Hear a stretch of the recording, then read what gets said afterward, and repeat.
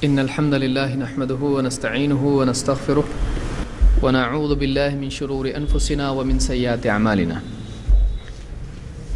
من يهده الله فلا مضل له ومن يضلل فلا هادي له وأشهد أن لا إله إلا الله وحده لا شريك له وأشهد أن محمدا عبده ورسوله أما بعد فإن خير الحديث كتاب الله وخير الهدي هدي محمد صلى الله عليه وسلم وشر الأمور محدثاتها وكل محدثة بدعة وكل بدعة ضلالة وكل ضلالة في النار.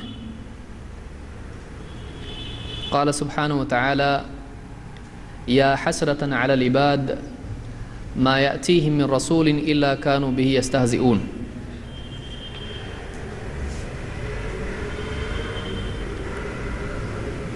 تاریخ کا یہ ایک بہت ہی افسوسناک باب ہے کہ انسانیت کی بھلائی کے لیے، انسانیت کی فلاح کے لیے، دنیا اور آخرت کی سعادت کے لیے جو لوگ رہبری دینے کے لیے آئے، ان کی قوموں نے خود انہی کو گمراہ قرار دیا اور ان کے دشمن ہو گئے اور ان کے خلاف سازشیں انہوں نے کی. اللہ کی طرف سے جو لوگ انسانیت کو ہدایت کے راستے پر لگانے کے لیے آتے ہیں ان کو رسول کہا جاتا ہے. رسول وہ انسان ہے جو اللہ کی طرف سے انسانوں کو جنت کا راستہ دکھانے کے لیے اللہ کی طرف سے بھیجا جائے. رسول انسان ہی ہوتے ہیں، لیکن رسول کردار کے اعتبار سے، اوصاف کے اعتبار سے عام انسانوں کے مقابلے میں بہت زیادہ اعلیٰ اور برتر ہوتے ہیں. ایک رسول کا کلام حکمت ہوتا ہے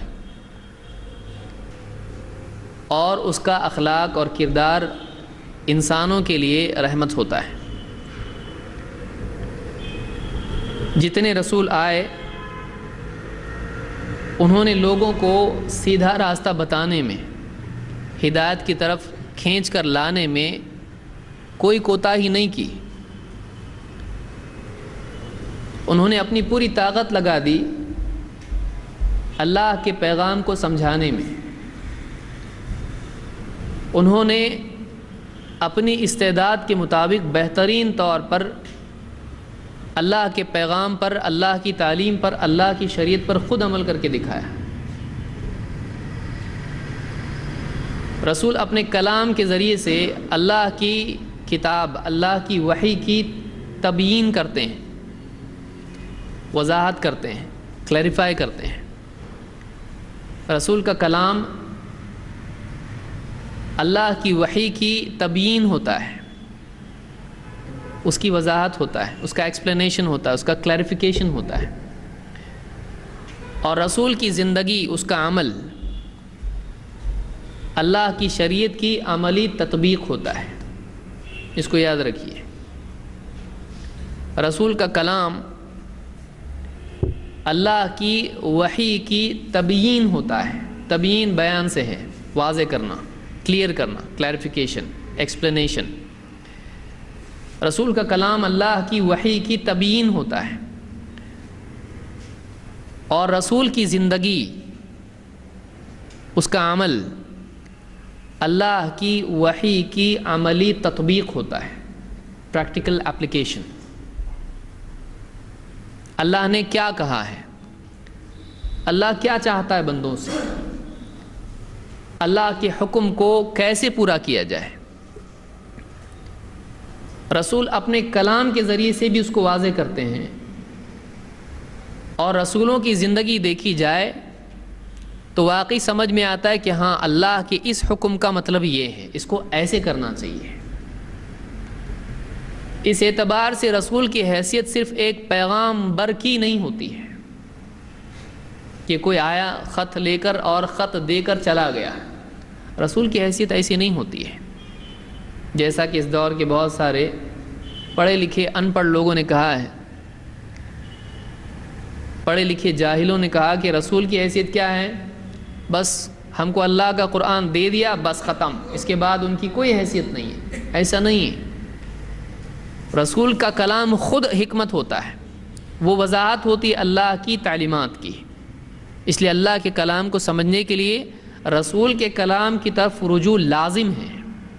اس کے بغیر وضاحت سے نہیں سمجھا جا سکتا اللہ کے کلام کو. وَأَنزَلْنَا إِلَيْكَ الذِّكْرَ لِتُبَيِّنَ لِلنَّاسِ مَا نُزِّلَ إِلَيْهِمْ. اور دوسری طرف رسول کا عمل، اس کا اسوہ، اس کی عملی زندگی بھی خود ایک دلیل اور وضاحت ہوتی ہے اللہ تعالیٰ کی شریعت اور اللہ تعالیٰ کے مطالبے کی، کہ بندوں سے اللہ کیا چاہتا ہے. رسول کو دیکھنے سے سمجھ میں آتا اچھا ایسا کرنا چاہیے. اس اعتبار سے رسول کے کلام کو سیکھنا بھی ضروری ہے اور رسول کی زندگی کو دیکھنا بھی ضروری ہے. اور رسولوں نے صرف محمد عربی صلی اللہ علیہ وسلم نہیں، بلکہ جتنے پچھلے رسول تھے انہوں نے اللہ تعالیٰ کے پیغام کو پہنچانے میں اور اس پر عمل کر کے دکھانے میں کوئی کمی نہیں کی. کوئی رسول غیر پرفیکٹ نہیں تھا، اس کو بھی یاد رکھیں. کوئی آدمی کہے کہ محمد صلی اللہ علیہ وسلم پرفیکٹ ہیں، باقی سب پرفیکٹ نہیں تھے، ہمارے عقیدہ نہیں ہے. کیونکہ اللہ تعالیٰ کبھی کسی قوم کے لیے ہادی ایسا نہیں چنتا ہے جو پرفیکٹ نہ ہو. جتنے رسول تھے وہ اپنے قول و عمل کے اعتبار سے، اپنے فکر و عمل کے اعتبار سے، کردار کے اعتبار سے کامل ترین لوگ تھے، بہترین لوگ تھے. اللہ کا انتخاب کبھی غلط نہیں ہوتا ہے. اللہ نے بہترین لوگوں کو چنا اور اللہ تعالیٰ کی براہ راست تربیت سے وہ لوگ اور بھی عمدہ اور اعلیٰ ہو گئے. اللہ کی توفیق سے وہ اور بھی نکھر گئے. تو جتنے رسول اللہ کی طرف سے آئے یہ بہترین انسان تھے. لیکن قوموں نے رسول کے ساتھ کیا کیا، یہ اور بھی ایک دردناک چیز ہے کہ ایک کمتر انسان کے ساتھ بدتر سلوک کیا جائے تو بھی برا ہے. ایک آدمی خود برا ہے، اس کے ساتھ قوم نے برا کیا تو اچھا نہیں ہوتا، وہ برائی ہوتا ہے. برائی برائی ہے. لیکن اگر ایک ایسے انسان کے ساتھ برائی کی جائے جو اچھا ہے تو برائی کا میگنیٹیوڈ، برائی کا برا ہونا، سنگینی اور بڑھ جاتی ہے. اور یہ سنگینی بھیانک حد تک بری ہو جاتی ہے جب ایسے انسان کے ساتھ کی جائے جو خود اچھا ہے اور قوم کا اچھا چاہتا ہے. تاریخ میں یہ ایک بڑی مصیبت ہے. انسان کی آپ پوری ہسٹری دیکھیں اور اللہ نے ایک جملے میں اس کو، ایک آیت میں اس کو اللہ نے جمع کر دیا سارے معاملے کو.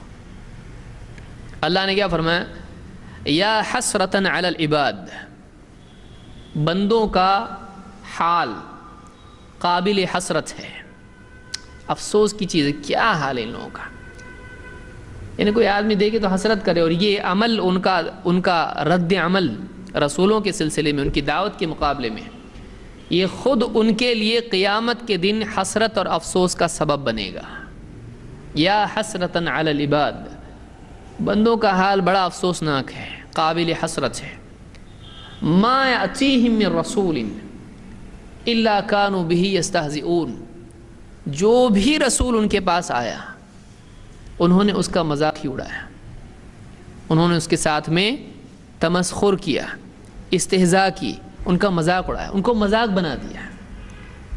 رسولوں کی دعوت کو، رسولوں کی ہدایت کی فکر کو، رسولوں کے درد کو، ان کے اپنے مقصد کے لیے ڈیڈیکیشن کو، اپنے مقصد کے لیے ان کے دوڑ دھوپ کو، تو پاگل آدمی کیا ہے یہ، پیچھا پکڑا ہمارا، اس کا مذاق اڑا دیا ان لوگوں نے.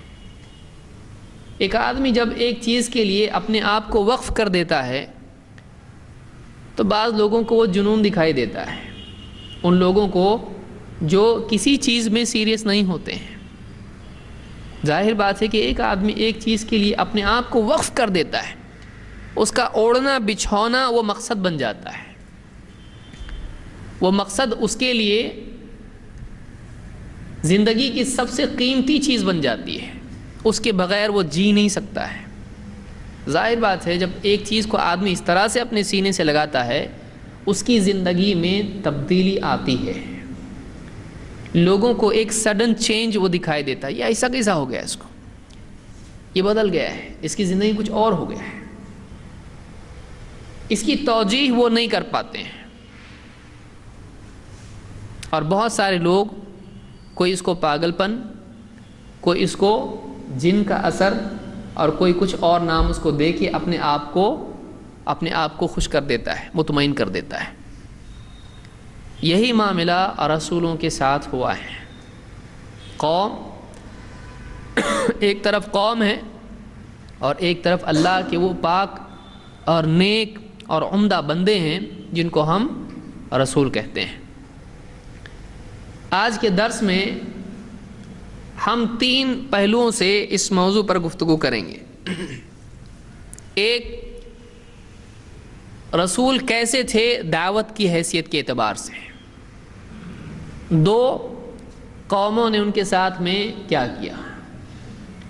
3, اب فیصلہ تو آنا چاہیے. ادھر سے بھی معاملہ ہوا رسولوں کی طرف سے, ادھر سے بھی معاملہ ہوا قوم کی طرف سے. پھر قوم میں 2 لوگ ہوئے, ماننے والے نہیں ماننے والے. پھر تیسری طرف سے فیصلہ کیا آیا, اللہ کی طرف سے کیا ہوا.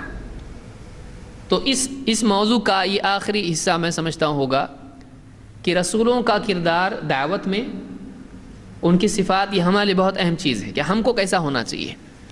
آج عالمی سطح پر آپ دیکھیں تو ایک بہت بڑی ضرورت ہے نہ صرف غیر مسلم بلکہ مسلمان بھی کہ واقعی اللہ کا دین کیا ہے ان تک صحیح ڈھنگ سے پہنچایا جائے. تو پہنچانے والے میں کیا کوالٹیز ہونا چاہیے, کیا صفات ہونا چاہیے. بہت ساری صفات ہیں, کچھ صفات بہت اہم ہیں, وہ کیا ہونا چاہیے. 2, قومیں کیا کرتی ہیں. جو رسولوں کے ساتھ ہوا وہ رسولوں کا عمل کرنے والوں کے ساتھ بھی ہوگا, تو اس کے لیے تیار ہے آدمی. 3, رسولوں کی اصل جو قوت تھی وہ کیا تھی, اللہ پر اعتماد اور وہ ساری چیزیں. اور تاریخ کا تجربہ کیا ہے کہ واقعی اللہ کی مدد کس کے ساتھ ہوتی ہے, اللہ مدد کرتا ہے کہ نہیں کرتا ہے. تو یہ 3 پہلو ہیں آج کے درس میں ہم کو یہ دیکھنے ہیں. سب سے پہلے ہم دیکھتے ہیں رسولوں کی صفات دعوت کے پس منظر میں. پہلی صفت ان کی ہے بے غرضی, اخلاص. کوئی طلب نہیں, دینا لینا نہیں.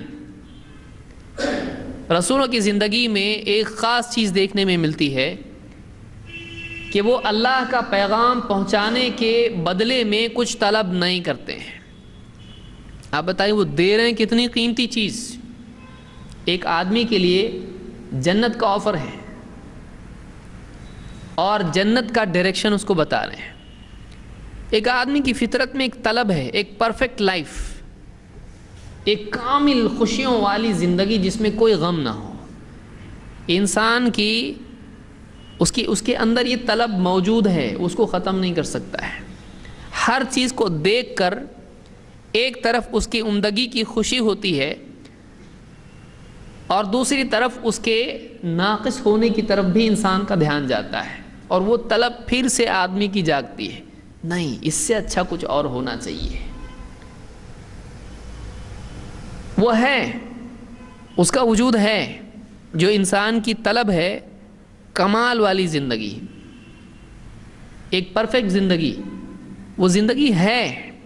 کہاں ہے, کیسے پائیں, یہ بتانے کے لیے رسول آتے ہیں کہ وہ جنت جو اعلیٰ ترین نعمتوں والی جنت ہے, ہمیشگی کی جنت ہے, جس میں کوئی تکلیف نہیں, جس میں سکون, راحت, اطمینان, چین, خوشی, غم نہیں, تھکن نہیں, پریشانی نہیں, خوف نہیں, ایسی عمدہ زندگی ہے. اس کے جانے کا راستہ بتانے کے لیے رسول آتے ہیں. آپ بتائیے دنیا میں کوئی آدمی کسی کو گھر دلا دے, کسی کو کوئی گاڑی دلا دے, کسی کو کچھ دلا دے, بولتا مجھ کو کیا ملے گا, چیز اس کی ہے نہیں، لیکن چیز کے لیے دلانے والا وہ ہے، اس پر کچھ نہ کچھ وہ لیتا ہے، غلط بھی نہیں ہے، بھاگ دوڑ کیا، بتایا، راستہ بتایا، سب کچھ کیا اس نے، اس پر کوئی آدمی اپنی کوشش کے بقدر کچھ لے، کوئی غلط بھی نہیں ہے، لیکن رسول اتنے بے غرض ہوتے ہیں کہ وہ یہ بھی نہیں لیتے ہیں، حالانکہ کتنا بڑا کام ان لوگوں نے کیا ہے۔ انسان کی طلب، انسان کی واقعی جو ضرورت ہے، جو چاہیے اس کو، اس کا راستہ اس کو بتا دے کہ یہاں جائیں گے تو ملے گا، جنت ادھر، ادھر نہیں، ادھر ہے، کیونکہ انسان کے پیچھے نفس لگا ہوا ہے، انسان کے پیچھے شیطان لگا ہوا ہے، وہ اس کو بتا رہا ادھر نہیں ادھر جا، اس کو ہمیشہ پھیر رہا ہے، وہ اس کو ہلاکت کی طرف لے جا رہا ہے۔ ایک طرف شیطان ہے، ایک طرف نفس ہے، اور دوسری طرف رسول ہوتے ہیں جو لوگوں کو کھینچ کھینچ کے اس راستے کی طرف لے جاتے ہیں جو اللہ کا راستہ ہے، جو جنت کا راستہ ہے، جو کامیابی کا راستہ ہے۔ اتنا بڑا ایک انسان کو کچھ ایک عطا کرے، ایک انسان ایسا نالج انسان کو دے جو اس کے لیے ہمیشگی کی فلاح کا راستہ بتانے والا ہے، اس پر کتنا کچھ لینا چاہیے، اس کے بدلے میں کچھ انسان دے تو کتنا دے، جتنا بھی دے وہ کم ہے، جتنا بھی دے وہ کم ہے۔ آپ بتائیے ایک آدمی ہے، اس کو راستہ نہیں مل رہا ہے، اور اس کی گاڑی میں ایک ایسا پیشنٹ ہے کہ اگر دیر ہو گئی دواخانے پہنچنے میں تو مر جائے گا، اور وہ ایک ایسے علاقے میں ہے اس کو نہیں معلوم دواخانہ کہاں ہے۔ ایک آدمی دوڑ کے آئے، بتائے کہاں جانا ہے تم کو؟ بولے دیکھو ایسا ایسا پیشنٹ ہے میرا، اس کو لے جانا ہے، جلدی تکلیف میں ہو۔ بولے چلو میں تمہارے ساتھ چلتا ہوں۔ وہ اپنا کام چھوڑ کے، اپنی ساری یعنی ضرورت چھوڑ کے اس کے ساتھ چلے، اس کو بتایا دواخانہ یہاں ہے، اپنی گاڑی میں بٹھا کے لے جائے، تمہاری گاڑی سلو ہے، میری گاڑی میں لے جاتا ہوں، فاسٹ ہے میری۔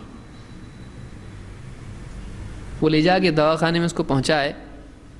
آپ بتائیے اس آدمی کا کتنا شکر آدمی ادا کرے گا؟ آپ کا بہت بہت شکریہ، میں تو آپ کی نہ پہچان نہ جان کچھ بھی نہیں، لیکن آپ نے میرا اتنا بڑا کام کر دیا، آپ نے جان بچا دی۔ جان بچانا ایک بڑی چیز ہے، جہنم سے بچانا چھوٹی چیز ہے، جنت دلانا چھوٹی چیز ہے۔ اور رسول اتنا بڑا کام کرتے ہیں، اپنے آپ کو ڈیڈیکیٹ کرتے ہیں اس چیز کے لیے، اپنی زندگی کا مقصد بنا لیتے ہیں کہ لوگ جہنم سے بچیں، لوگ ہدایت کے راستے پر آئیں، لوگ اللہ کے بندے واقعی بن جائیں، اپنی زندگی کا مقصد پورا کریں۔ لیکن اس پر رسول کبھی معاوضہ نہیں لیتے ہیں۔ یہ پہلی صفت رسولوں کی ہوتی ہے، اخلاص، جو ان کی دعوت کی جان ہوتی ہے، ان کی دعوت کی قوت اس میں ہوتی ہے۔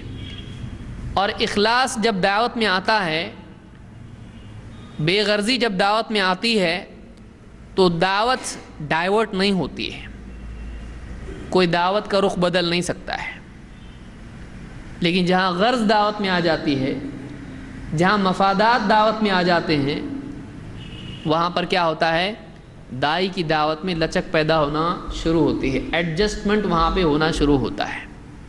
لیکن جہاں اخلاص ہوتا ہے، جہاں بے غرضی ہوتی ہے، جہاں یک طرفہ معاملہ ہوتا ہے، ون سائیڈڈ، میری طرف سے، وہاں پر دعوت میں کوئی کمپرومائز نہیں ہوتا ہے۔ کمپرومائز تب ہوتا ہے جب مفادات دعوت کے ساتھ جڑ جاتے ہیں۔ تو یہاں پر پہلی صفت دائی کی، رسولوں کی، جو واقعی کامل دائی تھے، یہ تھی کہ وہ اللہ کی دعوت پر، اس منصب پر مخلوق سے کوئی اجر طلب نہیں کرتے تھے، اور وہ اتنا زیادہ کلیئر معاملہ تھا ان کا کہ کوئی ایسا کنفیوژن باقی نہ رہے، اس کے لیے وہ صاف الفاظ میں کہہ دیتے تھے۔ کیا کہتے تھے؟ جیسے مثال کے طور پر آپ دیکھیں نوح علیہ السلام، اور سارے رسولوں کا یہ معاملہ تھا، جو پہلے رسول تھے انہوں نے اپنی قوم کو دعوت دی تو صاف الفاظ میں قوم کو بتا دیا۔ کیا کہا؟ قال وَيَا قَوْمِ لَا أَسْأَلُكُمْ عَلَيْهِ مَالًا إِنْ أَجْرِيَ إِلَّا عَلَى اللَّهِ۔ اے میری قوم، میں اس پر، یعنی اپنی اس دعوت پر، تم کو راستہ بتا رہا ہوں جنت کا، اس پر میں تم سے کچھ مال نہیں چاہتا ہوں، میرا اجر اللہ کے ذمے ہے، میرا بدلہ کس پر ہے؟ اللہ پر ہے۔ کیسا کوئی کسی کا بھلا چاہے تو انسانیت میں ایک اس کی فطرت میں ہے، یا تو اس کا بھی اس میں کچھ فائدہ ہے یا تو یہ چیٹنگ کر رہا ہے۔ آپ مثال کے طور پر ٹرین سے اترے اور آپ کے پاس بہت بوجھ ہے، ایک آدمی دوڑتا ہوا آیا، کہا میں اٹھاؤں، تو آپ سوچیں گے چور تو نہیں، لے کے بھاگ تو نہیں جائے گا۔ کوئی آدمی اجنبی آپ سے اچانک کچھ ہمدردی کرنے لگے، آپ ڈاؤٹ کرو کہ کون ہے یہ۔ انسان کی فطرت میں ہوتا ہے کہ اگر اس سے یک طرفہ طور پر کوئی خیر خواہی کرے، اس کا بھلا چاہے، اس کے لیے کچھ کرے، تو اس پر شک کرنے لگتا ہے، یا تو یہ سمجھتا ہے کہ اس کا کچھ میرے سے فائدہ ہے، یا پھر یہ مجھ کو دھوکہ دینا چاہتا ہے۔ اس لیے رسول اپنی دعوت میں کہ کوئی یہ نہ سمجھے بعد میں جا کے کچھ مانگے گا، رسول صاف کہہ دیتے ہیں ہم کو کچھ چاہیے نہیں۔ وَيَا قَوْمِ لَا أَسْأَلُكُمْ عَلَيْهِ مَالًا، تاکہ معاملہ کلیئر رہے، تاکہ لوگوں کو سمجھ میں آئے ان کو کچھ چاہیے نہیں، میں اس پر کچھ مال تم سے نہیں چاہتا ہوں، تو پھر تمہارا کیا معاملہ ہے؟ میرا اجر اللہ پر ہے، وہاں سے ملے گا مجھ کو نیچے سے نہیں چاہیے، مجھ کو اوپر سے چاہیے، میرا اجر اللہ کے ذمے ہے، اللہ نے مجھ سے دینے کا وعدہ کیا ہے۔ تو پہلی چیز، اور یہ دائی میں بھی ہونا چاہیے کہ کسی کو ہم دین سے جوڑ دیں، بہت مالدار ہے مجھ کو بھی مال مل جائے گا، یہ کمیشن ڈپارٹمنٹ نہیں ہونا چاہیے۔ بے غرض ہو آدمی، اس سے کوئی طلب نہ رکھے، ہاں کسی کے مال کو دین کے لیے صرف کرنا، اس کو رستہ بتانا کہاں خرچ کرنا ہے، یہ اپنی جگہ اچھی چیز ہے جو اسلام کے مطلوبات میں سے ہے، لیکن اپنے لیے فائدہ چاہنا کسی کی دعوت سے کہ ارے بہت اچھا آدمی ہے، بڑا بزنس مین ہے، اگر اس کی سمجھ میں بات آ جائے تو مجھ کو بھی جاب مل جائے گا، مجھ کو بھی میری بھی ڈیل آسان ہو جائے گی، میرا بھی مسئلہ حل ہو جائے گا۔ اگر آدمی یہ نیت رکھے دعوت میں تو اس کی دعوت بزنس بن گئی دنیا کی، یہ آخرت کی دعوت نہیں ہے، یہ دنیا کی دعوت ہے۔ تو یہ پہلی چیز یاد رکھیے، سورہ ہود میں آیت نمبر 29 ہے۔ دوسری چیز، رسولوں کی دعوت میں ان کے کردار میں یہ تھی کہ دعوت میں وہ پیغام رسانی میں امانت دار تھے، یہ دوسری چیز ہے، اور داعی میں بھی ہونا چاہیے۔ ایسا نہیں ہو سکتا ہے کہ اللہ کی طرف سے پیغام ان کے پاس آئے اور پہنچانے میں وہ کوتاہی کریں، وہ اللہ کی بات کو چھپا جائیں، وہ بتانے کی بات نہ بتائیں، ایسا کبھی نہیں ہوگا۔ رسول اپنے مقصد میں کبھی خیانت نہیں کرتا ہے، رسول اپنی تبلیغ میں کبھی کوتاہی نہیں کرتا ہے، رسول برابر اپنا پیغام پہنچاتے تھے۔ تو دوسری چیز یہ معلوم ہوئی کہ دعوت کے سلسلے میں داعی کو بھی ایسا ہونا چاہیے کہ حق کے پہنچانے میں وہ کوتاہی نہ کرے، وہ حق کو چھپائے نہیں، ایسا نہ ہو کہ لوگ حق نہیں جانتے ہیں اور یہ جاننے کے باوجود اس کو چھپا کے رکھے ہوئے ہیں، ایسا نہیں ہونا چاہیے۔ رسول کبھی ایسا نہیں کرتے، کیوں؟ اس لیے کہ لوگوں کی ہلاکت ہے اس میں، ان کو نہیں معلوم ہے، ان کا نقصان ہو جائے گا۔ اللہ تعالیٰ قرآن کریم میں فرماتا ہے وَمَا كَانَ لِنَبِيٍّ أَن يَغُلَّ، کسی نبی کے لیے ایسا نہیں ہوتا ہے، نبی ایسا نہیں ہوتا ہے، نبی کے لیے لائق نہیں ہے، نبی کے لیے یہ زیبہ نہیں ہے ان یغل، کہ وہ غلول کرے۔ ابن عباس رضی اللہ تعالیٰ اس کی تفسیر میں کہتے ہیں، ابن کثیر نے اس کو ذکر کیا ہے وَمَا يَنبَغِي لِنَبِيٍّ أَن يَخُونَ، نبی کے لیے ہرگز یہ لائق نہیں ہے، نبی کی صفت یہ نہیں ہوتی ہے کہ وہ خیانت کرے، نہ اللہ کے حق میں وہ خیانت کرتے ہیں، نہ بندوں کے حق میں وہ خیانت کرتے ہیں۔ اللہ کے حق میں وہ خیانت نہیں کرتے ہیں، اللہ تعالیٰ نے جو حکم ان کو دیا ہے، اللہ کی عبادت کا، اللہ کی بندگی کا، اللہ کی فرما برداری کا، اس میں سے وہ کوئی حصہ نفس یا شیطان کو نہیں دیتے ہیں، وہ خیانت نہیں کرتے ہیں۔ اللہ کا حق ہے کہ اللہ کی عبادت کی جائے، اللہ کے ساتھ کسی کو شریک نہ کیا جائے، نہ معبود کے مقرر کرنے کے اعتبار سے، نہ مطلوب کے اعتبار سے، نہ رضا طلبی کے اعتبار سے۔ وہ ہر اعتبار سے اللہ کے بندے ہوتے ہیں، اللہ کی عبادت کا حق ادا کرتے ہیں، وہ اللہ کے حق میں خیانت نہیں کرتے ہیں، وہ واقعی اللہ کے بندے ہوتے ہیں۔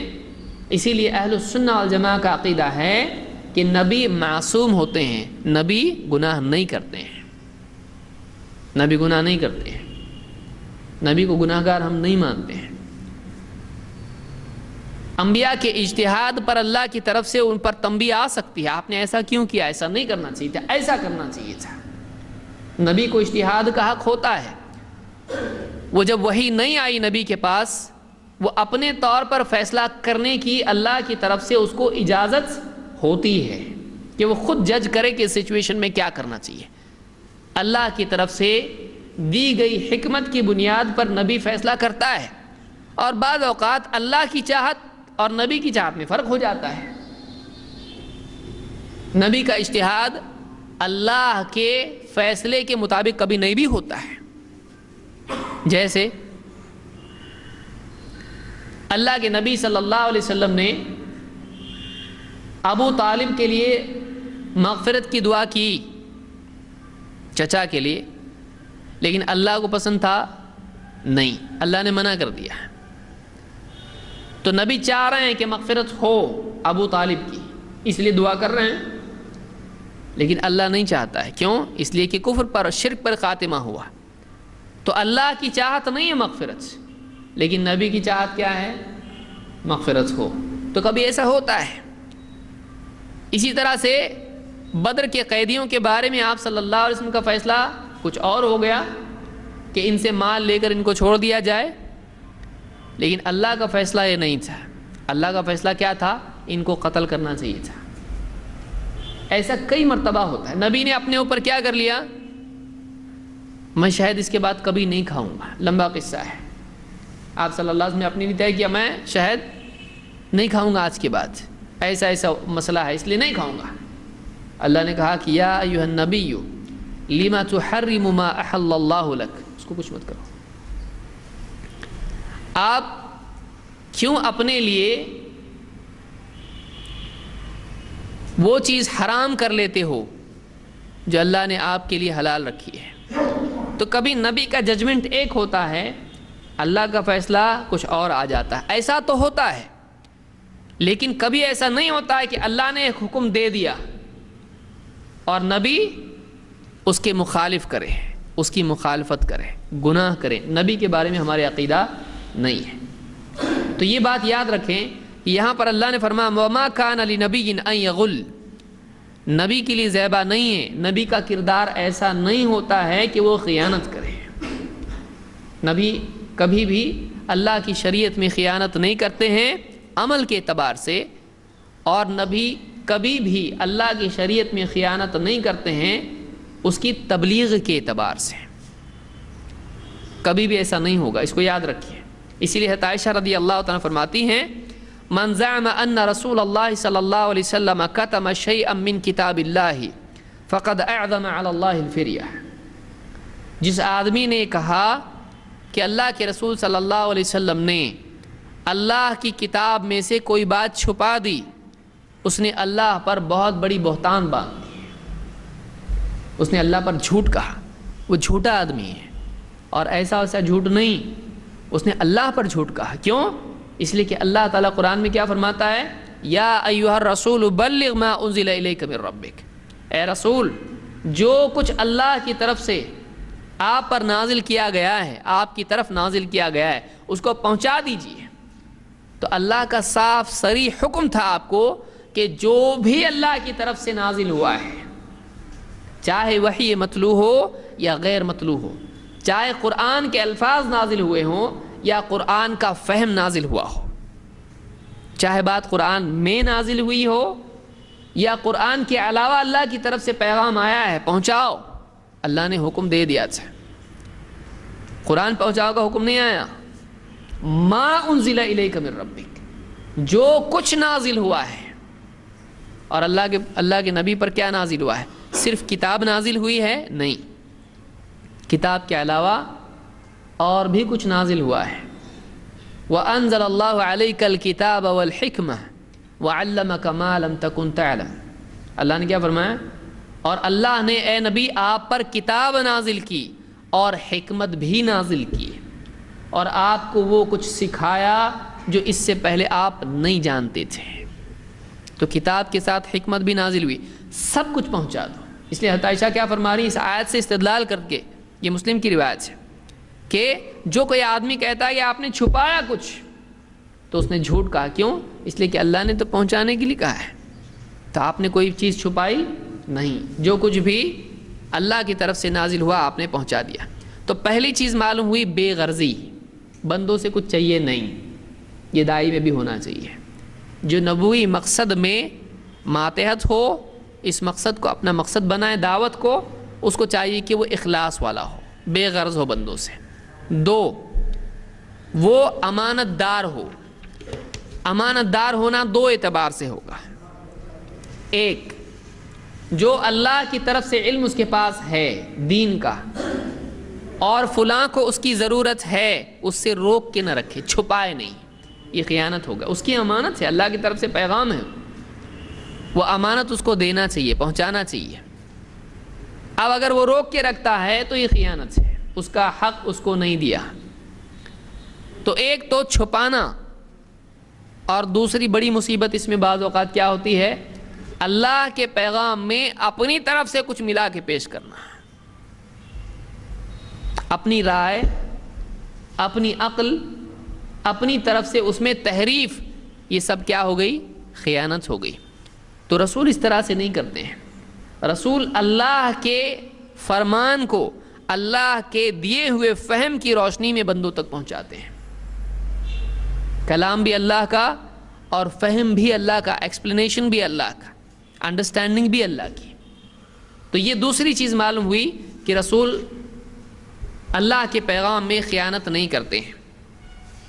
نمبر 3، رسولوں کے دعوت کے سلسلے میں ایک اور صفت یہ ہوتی ہے کہ رسول مخلوق کا بھلا چاہتے ہیں۔ ایسا نہیں آیا لو جاؤ کرنا ہے، وہ جو کرنا ہے کرو، اچھے کا اچھا برے کا برا، ایسا نہیں ہوتا ہے۔ رسول کے دلوں میں خود ہمدردی ہوتی ہے بندوں کے لیے، خیر خواہی جس کو آپ کہیں، جس کے لیے ایک لفظ نصح یا نصیحہ، بھلا چاہنا، اچھا چاہنا، ہمدردی۔ ہمدردی، پوسٹ مین کو آپ سے ہمدردی ہوتی ہے، وہ پیغام پہنچا رہا ہے، اس کو کوئی ہمدردی نہیں ہے۔ آپ کو تار آیا، کوئی مر گیا، یا آپ کو گھر آپ کا نیلام ہو گیا کا خط آیا، یا آپ کا کوئی بڑی مصیبت دھمکی کا خط ہے، اس کو کوئی مطلب نہیں ہے، لو تمہارا مسئلہ تم جان، تمہارا کیا ہوگا سے اس کو مطلب نہیں ہے۔ لیکن رسول کا معاملہ بہت آگے کا ہوتا ہے، رسول کو اس سے بڑی ہمدردی ہوتی ہے جس کو پیغام پہنچا رہے ہیں، اس کا برا نہ ہو، یہ جہنم میں نہ جائے، یہ دنیا میں بھی تکلیف نہ اٹھائے، اور بندوں کی راحت، بندوں کی خیرخواہی، یہ رسول کے مزاج میں ایک بہت ہی عمدگی، للہیت تو ہے، اسی کے ساتھ میں غمخواری، اور یہ ساری چیز ان کے اندر جو پیدا ہوتی ہے، یہ ان کی زندگی میں ایک الگ رنگ پیدا کر دیتی ہے۔ ایک آدمی ہے، سامنے والا انکار کر رہا ہے، لیکن انکار میں اس کا نقصان ہے، اور یہ اس کا بھلا چاہتا ہے، یہ نہیں چاہتا کہ وہ انکار کرے، یہ چاہتا ہے کہ مانے۔ تو اس کے اندر جو چیز پیدا ہوگی وہ ایک بہت ہی اونچی چیز ہوتی ہے، وہ کسی نہ کسی طرح سے چاہتا ہے کہ یہ مانے۔ کیوں؟ اس لیے کہ اس کا بھلا چاہتا ہے۔ اگر بھلا نہیں چاہتا ہے، لو، وہ کہے گا میں نہیں مانتا، ٹھیک ہے جاؤ گڑھے میں، مجھ کو کیا کرنا ہے، مجھ کو کیا کرنا ہے، نہیں ماننا ہے تمہارا برا ہوگا۔ یہ قانون داں کا معاملہ ہوتا ہے، بھائی میرا کام اوپینین دینا ہے، لیگل ایڈوائزر میں ہوں آپ کا، ایسا کرو گے تو ایسا ہوگا، نہیں ہم کو ایسے ہی کرنا ہے، آپ کی مرضی، میں بری ہوں۔ یہ لیگل ایڈوائزر ہے۔ رسول لیگل ایڈوائزر نہیں ہوتے ہیں، رسول خیر خواہ ہوتے ہیں۔ نہیں نہیں ایسا مت کر، تیرا نقصان ہوگا اس میں، نہیں نہیں میں تو ایسا ہی کروں گا، ارے ادھر آ ذرا سن، مت جا وہاں پہ۔ اس لیے آپ صلی اللہ علیہ وسلم نے کیا فرمایا، میری مثال اور تمہاری مثال ایسی ہے کہ ایک آدمی نے آگ جلائی، اور جب اس آگ نے اپنے اطراف کو روشن کر دیا تو پتنگے اس میں کودے چلے جا رہے ہیں. آگ جلاتے ہیں تو کیا ہوتا ہے؟ پتنگے اس میں گرنا شروع ہوتے ہیں. میں تمہاری پیٹھ پکڑ پکڑ کے تم کو گھسیٹ رہا ہوں، کھینچ رہا ہوں اس آگ سے بچانے کے لیے، اور تم ہو کہ آگ میں کودے چلے جا رہے ہو. یہ جو مثال ہے، یہ مثال رسول کے کردار کو بتاتی ہے کہ قوم مجنون ہوتی ہے، پاگل ہوتی ہے. قوم کو اچھا برا اپنا نہیں سمجھتا ہے. قوم خود کوشش کر کے آگ میں کودتی ہے کیونکہ اس کو دکھائی نہیں دیتا ہے کہ ہم کیا کر رہے ہیں، ہم غلط کر رہے ہیں، ہم اپنے آپ کو جہنم کا حقدار بنا رہے ہیں. رسول کو اللہ کے دیے ہوئے علم کی بنیاد پر معلوم ہوتا ہے کہ ایسا کرنے میں ان کا برا ہے، اور رسول نہیں چاہتا ہے کہ جہنم میں جائے. تو رسول اس کی مرضی کے خلاف اس کو پکڑ کے پیچھے کھینچتا ہے، مت جا ادھر، آگ میں جائے گا تو، جہنم میں جائے گا تو. یہ جو چیز ہے، یہی وہ چیز ہے جو واقعی داعی کو قیمتی بناتی ہے، کہ مدعو کے چاہت کے خلاف اس کو بچانے کی کوشش کرنا. ایک بچہ ہے، آپ کا بچہ ہے، آگ میں کودنے کی کوشش کر رہا، آپ کیا کریں گے؟ کودنا ہے تجھ کو؟ ٹھیک ہے جا، دیکھا مجھ کو بعد میں بولنا نہیں، ایسا کریں گے آپ؟ اجنبی کے ساتھ ہو سکتا ہے آپ ایسا کریں، بھائی دیکھو تمہارا تم دیکھ کے لو، کودنا ہے تو کودو آگ میں، بعد میں بولنا نہیں، بتایا نہیں تھا. لیکن آپ اپنی اولاد کے ساتھ ایسا کرو گے؟ نہیں. آپ کا بچہ جا رہا ہے، فینس ہے، ٹیرس پہ ہے یا پہاڑ پہ آپ کہیں گئے ہیں گھومنے کے لیے، یا آگ میں ہوا کرنٹ میں کہیں ہاتھ ڈالنے کی کوئی، ارے ادھر آ تو، اگر وہ نہیں سن رہا ہے آپ پیچھے دوڑتے ہوئے جاؤ گے، پکڑ کے کھینچ کے لاؤ گے اس کو. آپ اپنی چائے کی پیالی پھینک دو گے، کپ ٹوٹ گیا چلے گا، لیکن میرا بچہ ہے وہ، اس کا نقصان نہیں ہونا چاہیے. یہ جو چیز ہے، یہ اس کو ہمدردی بولتے، اس کو خیر خواہی کہتے ہیں، اور یہ رسولوں میں کوٹ کوٹ کے بھری ہوئی ہوتی ہے. اور یہی وہ چیز ہے جو قوم کی دی ہوئی تکلیف برداشت کرنے پر ان کو تیار کرتی ہے. تکلیف برداشت کر لیتے ہیں، کیوں؟ اس لیے کہ خیر خواہ ہوتے ہیں. اللہ تعالیٰ نے کیا فرمایا قرآن میں؟ اللہ تعالیٰ نے ایک رسول کا ذکر کیا، ہود علیہ السلام کا، اور ان کا قول ذکر کیا جو انہوں نے قوم سے کہا تھا. کیا کہا؟ ابلغکم رسالات ربی، میرا کام میرے رب کی طرف سے آئے ہوئے پیغامات کا تم کو پہنچانا ہے، بس نہیں. وَأَنَا لَكُمْ نَاصِحٌ أَمِينٌ، اور میں تم کو پیغام پہنچا رہا ہوں، لیکن میں تمہارا بھلا چاہتا ہوں، میں امانت دار ہوں، میں جھوٹ نہیں بول رہا ہوں، میں دھوکہ نہیں دے رہا ہوں، میں خیانت نہیں کر سکتا. تم سمجھ رہے ہو قوم ایک راستے پر چل رہی ہے، یہ کیا نیا لے کر آ گیا؟ کیوں دراڑ ڈالتا ہے ہمارے اندر، کیوں پریشان کرتا ہے ہم کو، نئی نئی چیزیں لا رہا ہے، کیوں کنفیوز کر رہا ہے ہم کو، کیوں لوگوں میں اختلاف پیدا؟ کیونکہ رسول کی جب دعوت آتی ہے تو دو لوگ ہو جاتے ہیں، ماننے والے، نہیں ماننے والے. اور ماننے والے نہیں ماننے والوں میں ایک نہ ختم ہونے والا اختلاف شروع ہو جاتا ہے. قوم اس کا ذمہ دار کس کو ٹھہراتی ہے؟ داعی کو، رسول کو. اس کی وجہ سے ایسا ہو رہا ہے. جب سے اس نے دعوت دینا شروع کی سب اچھے خوش خوش تھے، مل جل کے گلے ملتے تھے، اب گریبان پکڑنے لگ گئے. اس کی وجہ سے ہو رہا ہے. رسول کیا کہتے؟ میں چھپا نہیں سکتا ہوں، مجھ کو بتانا ہی پڑے گا. کیوں؟ امین، میرے ذمے ایک امانت ہے اللہ کی طرف سے. تم کیا کرو گے؟ تم لڑو گے، اختلاف ہوگا، مجھ کو بتانا ہی ہے، اس لیے کہ مخلوق کا بھلا اس میں، اور میں تمہارا بھلا چاہنے والا ہوں، میں چھپا کے نہیں رکھ سکتا ہے. تم کو برا لگ رہا ہے لیکن بتانا ہی پڑے گا. اس میں دو وجہ سے، دیکھیے دو صفت اللہ نے بہت عمدہ آیت ہے. یہ داعی کے پورے کردار کو دو صفات میں اس میں جمع کیا گیا ہے. وَأَنَا لَكُمْ نَاصِحٌ امین. امین اللہ کی نسبت سے، ناصح مخلوق کی نسبت سے. اللہ کی امانت ہے، تم کو اچھا لگے برا لگے پہنچانا پڑے گا مجھ کو، میں چھپا کے نہیں رکھ سکتا اس کو، میری پکڑ ہوگی اگر نہیں پہنچاتا ہوں تو اللہ کی نسبت سے مجھ کو ایک امانت سپرد ہے میرے، مجھ کو دینا ہی پڑے گا اس کو، میں اس کو چھپا نہیں سکتا. تم کو برا لگ رہا ہے اس کے لیے. اور دو، میں تمہارا بھلا چاہنے والا ہوں.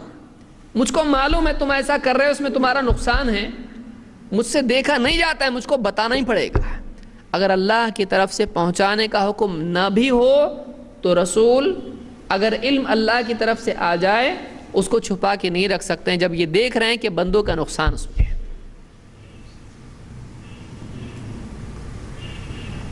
وَأَنَا لَكُمْ نَاصِحٌ أَمِينٌ۔ ایک ڈاکٹر ہے پاگل خانے کا، اب پاگل کو پکڑے، پاگل کیا کر رہا ہے؟ لات مار رہا ہے اس کو، اس کا انجیکشن اٹھا کے پھینک رہا ہے، اور اس کو چیک کرنے کے لیے جا رہا ہے تو اس کے کان پکڑ کے کھینچ رہا ہے، بال کھینچ رہا ہے۔ ڈاکٹر کیا کرے گا؟ لے جاؤ اس کو، میں نہیں کرتا اس کا علاج۔ ایسے رہتے کہ لوگ پاگل ہے، یہ اس کو نہیں معلوم ہے، بول رہا میں انجیکشن نہیں لوں گا۔ ڈاکٹر کیا بولتا؟ 4 وارڈ بوائے کو بلاتا، آؤ ادھر، پکڑو اس کو، 2 ہاتھ 2 پاؤں، اور اس کو انجیکشن دیتا ہے۔ کیوں؟ اس لیے کہ وہ نہیں چاہ رہا ہے، یہ پاگل ہے، اس کو کیا معلوم ہے، اس کو کیا معلوم اس کا بھلا برا کس میں ہے۔ ڈاکٹر کو تو معلوم ہے، وہ لات کھائے گا اس کی، اس کا چشمہ پھوڑ دیا اس نے، لیکن بولے میرا کام ہی ہے، اس کا کام لات مارنا ہے مجھ کو، لیکن میرا کام اس کو لات مارنا نہیں ہے، میرے میں اس میں فرق کیا رہے گا؟ یہ پاگل ہے، میں پاگل ہوں؟ نہیں، میں جانتا ہوں اس کا بھلا اس میں ہے، اس کو نہیں معلوم اس کا بھلا کس میں ہے۔ میرا کام اس کا علاج کرنا ہے، میں اس کی گالی کو نہیں دیکھوں، میرے منہ پہ تھوک رہا ہے، وہ پاگل ہے، وہ اس کو کیا معلوم ہے؟ جب اچھا ہو جائے گا بولے گا بہت بہت شکریہ، اس تب معلوم پڑے گا، اس کو دعا دے گا وہ۔ یہ جو مزاج ہے یہ دائمی ہونا چاہیے، انبیاء میں یہ مزاج ہوتا ہے، وہ ساری تکلیفوں کے باوجود مخلوق کے ساتھ خیر خواہی کرتے ہیں، اور یہ خیر خواہی 2 طرح کی ہوتی ہے۔ خیر خواہی، اچھا کیا نا میں نے تمہارا، بولو ابھی تھینک یو۔ ایک خیر خواہی ایسی ہے بھلا چاہنا بدلے کے لیے، ایک خیر خواہی یک طرفہ ہوتی ہے، لا نرید منکم جزاء ولا شکورا، ہم تم سے کوئی بدلہ نہیں چاہتے اور تھینک یو بھی نہیں چاہتے، شکورا شکریہ بھی نہیں چاہیے، ہم کو بدلہ بھی نہیں چاہیے، اور ہم کو ٹینجیبل بھی نہیں، انٹینجیبل بھی نہیں، مادی فائدہ بھی نہیں چاہیے اور شکریہ بھی نہیں چاہیے۔ تو رسولوں کا یہ حال ہوتا ہے، اسی لیے کیا کہا یہاں پہ ابلغکم رسالات ربی، یہ ایسی آیتیں ہیں، اس کو اتنا ہے نا تھوڑا سمجھانا، ان کا حق چھیننا ہے۔ ابلغکم رسالات ربی، میں اپنے رب کا پیغام، جو پیغامات میری طرف میرے پاس آئے ہیں، میرا کام ان کو پہنچانا ہے۔ وَأَنَا لَكُمْ نَاصِحٌ أَمِينٌ، میں تمہارا بھلا چاہنے والا ہوں۔ کیوں پیچھا پڑ رہا ہمارا؟ بول دینا ہم کو نہیں ماننا ہے، ارے میں بار بار کیوں آتا ہے ہمارے پاس، بار بار کیوں سمجھاتا ہے؟ میں تمہارا بھلا چاہتا ہوں۔ ارے بھائی سنو، مانو میری بات کو۔ اسی لیے آپ دیکھیے نوح علیہ السلام، لوگ کانوں میں انگلیاں ڈالتے تھے، چہرے پہ کپڑا دیکھنا بھی نہیں اس کی صورت، جب دیکھے جب پیچھا پکڑ لیتا ہے، کبھی اپنے آپ کو چھپا کے نکل جاتے تھے، پہچانا تو ارے کیا ہوا، میں اس دن بتایا تھا کچھ، سمجھ میں آیا کہ نہیں آیا؟ پیچھا پکڑتا ہے ہمارا، چہرہ چھپا کے نکل جاتے تھے۔ وَاسْتَغْشَوْا ثِيَابَهُمْ وَأَصَرُّوا وَاسْتَكْبَرُوا اسْتِكْبَارًا وَاسْتَكْبَرُوا اسْتِكْبَارًا۔ تو یہ رسول کا یہ مزاج، 2 چیزیں یاد ہے، یہ دائی جس میں یہ 2 چیزیں جمع ہو جائیں واقعی وہ دائی ہے۔ امانت داری، حق پہنچانا ہے، چھپا نہیں سکتا، کچھ بھی ہو، کام ہے، ڈیوٹی ہے میرے اوپر۔ 2 بھلا چاہنا ہے اس کا۔ یہ 2 چیزیں جس میں جمع ہو جائیں، اللہ کی نسبت سے امانت اور بندوں کی نسبت سے رحمت، ان کی نسبت سے یعنی ان کی خیر خواہی، تو یہ 2 چیزیں جمع ہونا ضروری ہے۔ سورہ الاعراف کی آیت نمبر 68 ہے۔ تیسری چیز یہ تھی۔ چوتھی چیز مدعو پر رحم، یہ اسی کا حصہ ہے، خیر خواہی بھلا چاہنا اسی کا حصہ ہے، مدعو پر رحم کرنا، رحمت، دل میں رحمت ہونا، نرم دل ہونا۔ مثال کے طور پر عبداللہ ابن مسعود رضی اللہ عنہ فرماتے ہیں کأنی انظر الی النبی صلی اللہ علیہ وسلم، گویا کہ میں اللہ کے نبی صلی اللہ علیہ وسلم کو دیکھ رہا ہوں، اب بھی وہ منظر میری نگاہوں میں ہے، وہ منظر میرے سامنے ہے۔ میں نے ایک مرتبہ دیکھا تھا آپ صلی اللہ علیہ وسلم کو جب آپ یہ کہہ رہے تھے، کیا یحکی نبی من الانبیاء، آپ کسی نبی کا تذکرہ کر رہے تھے، ضربہ قومہ فادموہ، ان کی قوم نے ان کو اتنا مارا پیٹا کہ ان کو لہو لہان کر دیا، خون آلود کر دیا، اتنا مارا نبی کو، قوم نے نبی کو مارا کہ خون کر دیا ان کو۔ لیکن وَهُوَ يَمْسَحُ الدَّمَ عَنْ وَجْهِهِ، اور آپ فرما رہے تھے کہ وہ نبی ایسا تھا کہ وہ اپنے چہرے سے، منہ پہ مارا ہوگا تبھی تو، سر میں مارا ہوگا تبھی تو خون نکل رہا ہے نا، اپنے چہرے سے نبی خون پہنچتے پہنچتے کیا کہہ رہے تھے، وہ اللہ سے کیا کہہ رہے تھے، اللہم اغفر لقومی، اللہم اغفر لقومی فإنہم لا یعلمون، اے اللہ میری قوم کو معاف کر دے، اس لیے کہ ان کو نہیں معلوم وہ کیا کر رہے ہیں۔ میں نبی ہوں، بہت اونچا مرتبہ ہے، اس کو میرے اوپر ہاتھ اٹھا رہے ہیں، مجھ کو زخمی کر رہے ہیں، بہت غلط کام کر رہے ہیں، تیری عدالت میں بہت سنگین چیز ہے یہ عذاب کے حقدار ہیں، اے اللہ لیکن معاف کر دے ان کو۔ اللہم اغفر لقومی، اے اللہ میری قوم کی مغفرت کر دے، ان کو معاف کر دے، کیوں؟ فإنہم لا یعلمون، اس لیے کہ ان کو نہیں معلوم ہے وہ کیا کر رہے ہیں۔ یہ کیا ہے؟ یہ رحمت ہے، قوم کے غلط رد عمل کے باوجود متاثر نہیں ہونا، ان کے لیے دل میں ہمدردی باقی رکھنا، ان پر رحمت شفقت، جانے دو انہوں نے غلط کیا لیکن اللہ پھر بھی ان کو معاف کر دے، ان کو ہدایت دے دے، ان کو سیدھے راستے پہ اللہ لیا۔ یہ جو ہے یہ بھی چیز نبیوں کی ایک خصوصی صفت ہے کہ ایک تو یہ کہ پیغام میں وہ خیر خواہی کے بھلا چاہ کے کرتے ہیں، لیکن کتنے خیر خواہ ایسے ہوتے ہیں، کوئی آدمی آیا بھلا چاہتے ہوئے، گر گئے، آپ اٹھانے کے لیے آیا آپ کو، اے بھائی چھوڑ دو، جاؤ اپنا کام کرو، ٹھیک ہے میں اپنا کام کروں، نکل گیا، میں آپ ہی کے لیے آیا تھا، آپ کو نہیں چاہیے تو کیا کروں میں، خیر خواہ وہ تھا، لیکن بدسلوکی پہ کیا ہو گیا، ٹھیک ہے تم جانو، تمہارا کام جانے۔ نبی ایسے نہیں ہوتے ہیں، قوم خیر خواہی کے باوجود کیا کرتی ہے، بدسلوکی کرتی ہے، اتنی بدسلوکی کرتی ہے کہ نبی کے ساتھ دشمنی پر اتر آتی ہے اور دشمنی میں حدیں پار کر دیتی ہے، لیکن اس کے باوجود نبی ایسے رحم والے ہوتے ہیں کہ اس سے اثر نہیں لیتے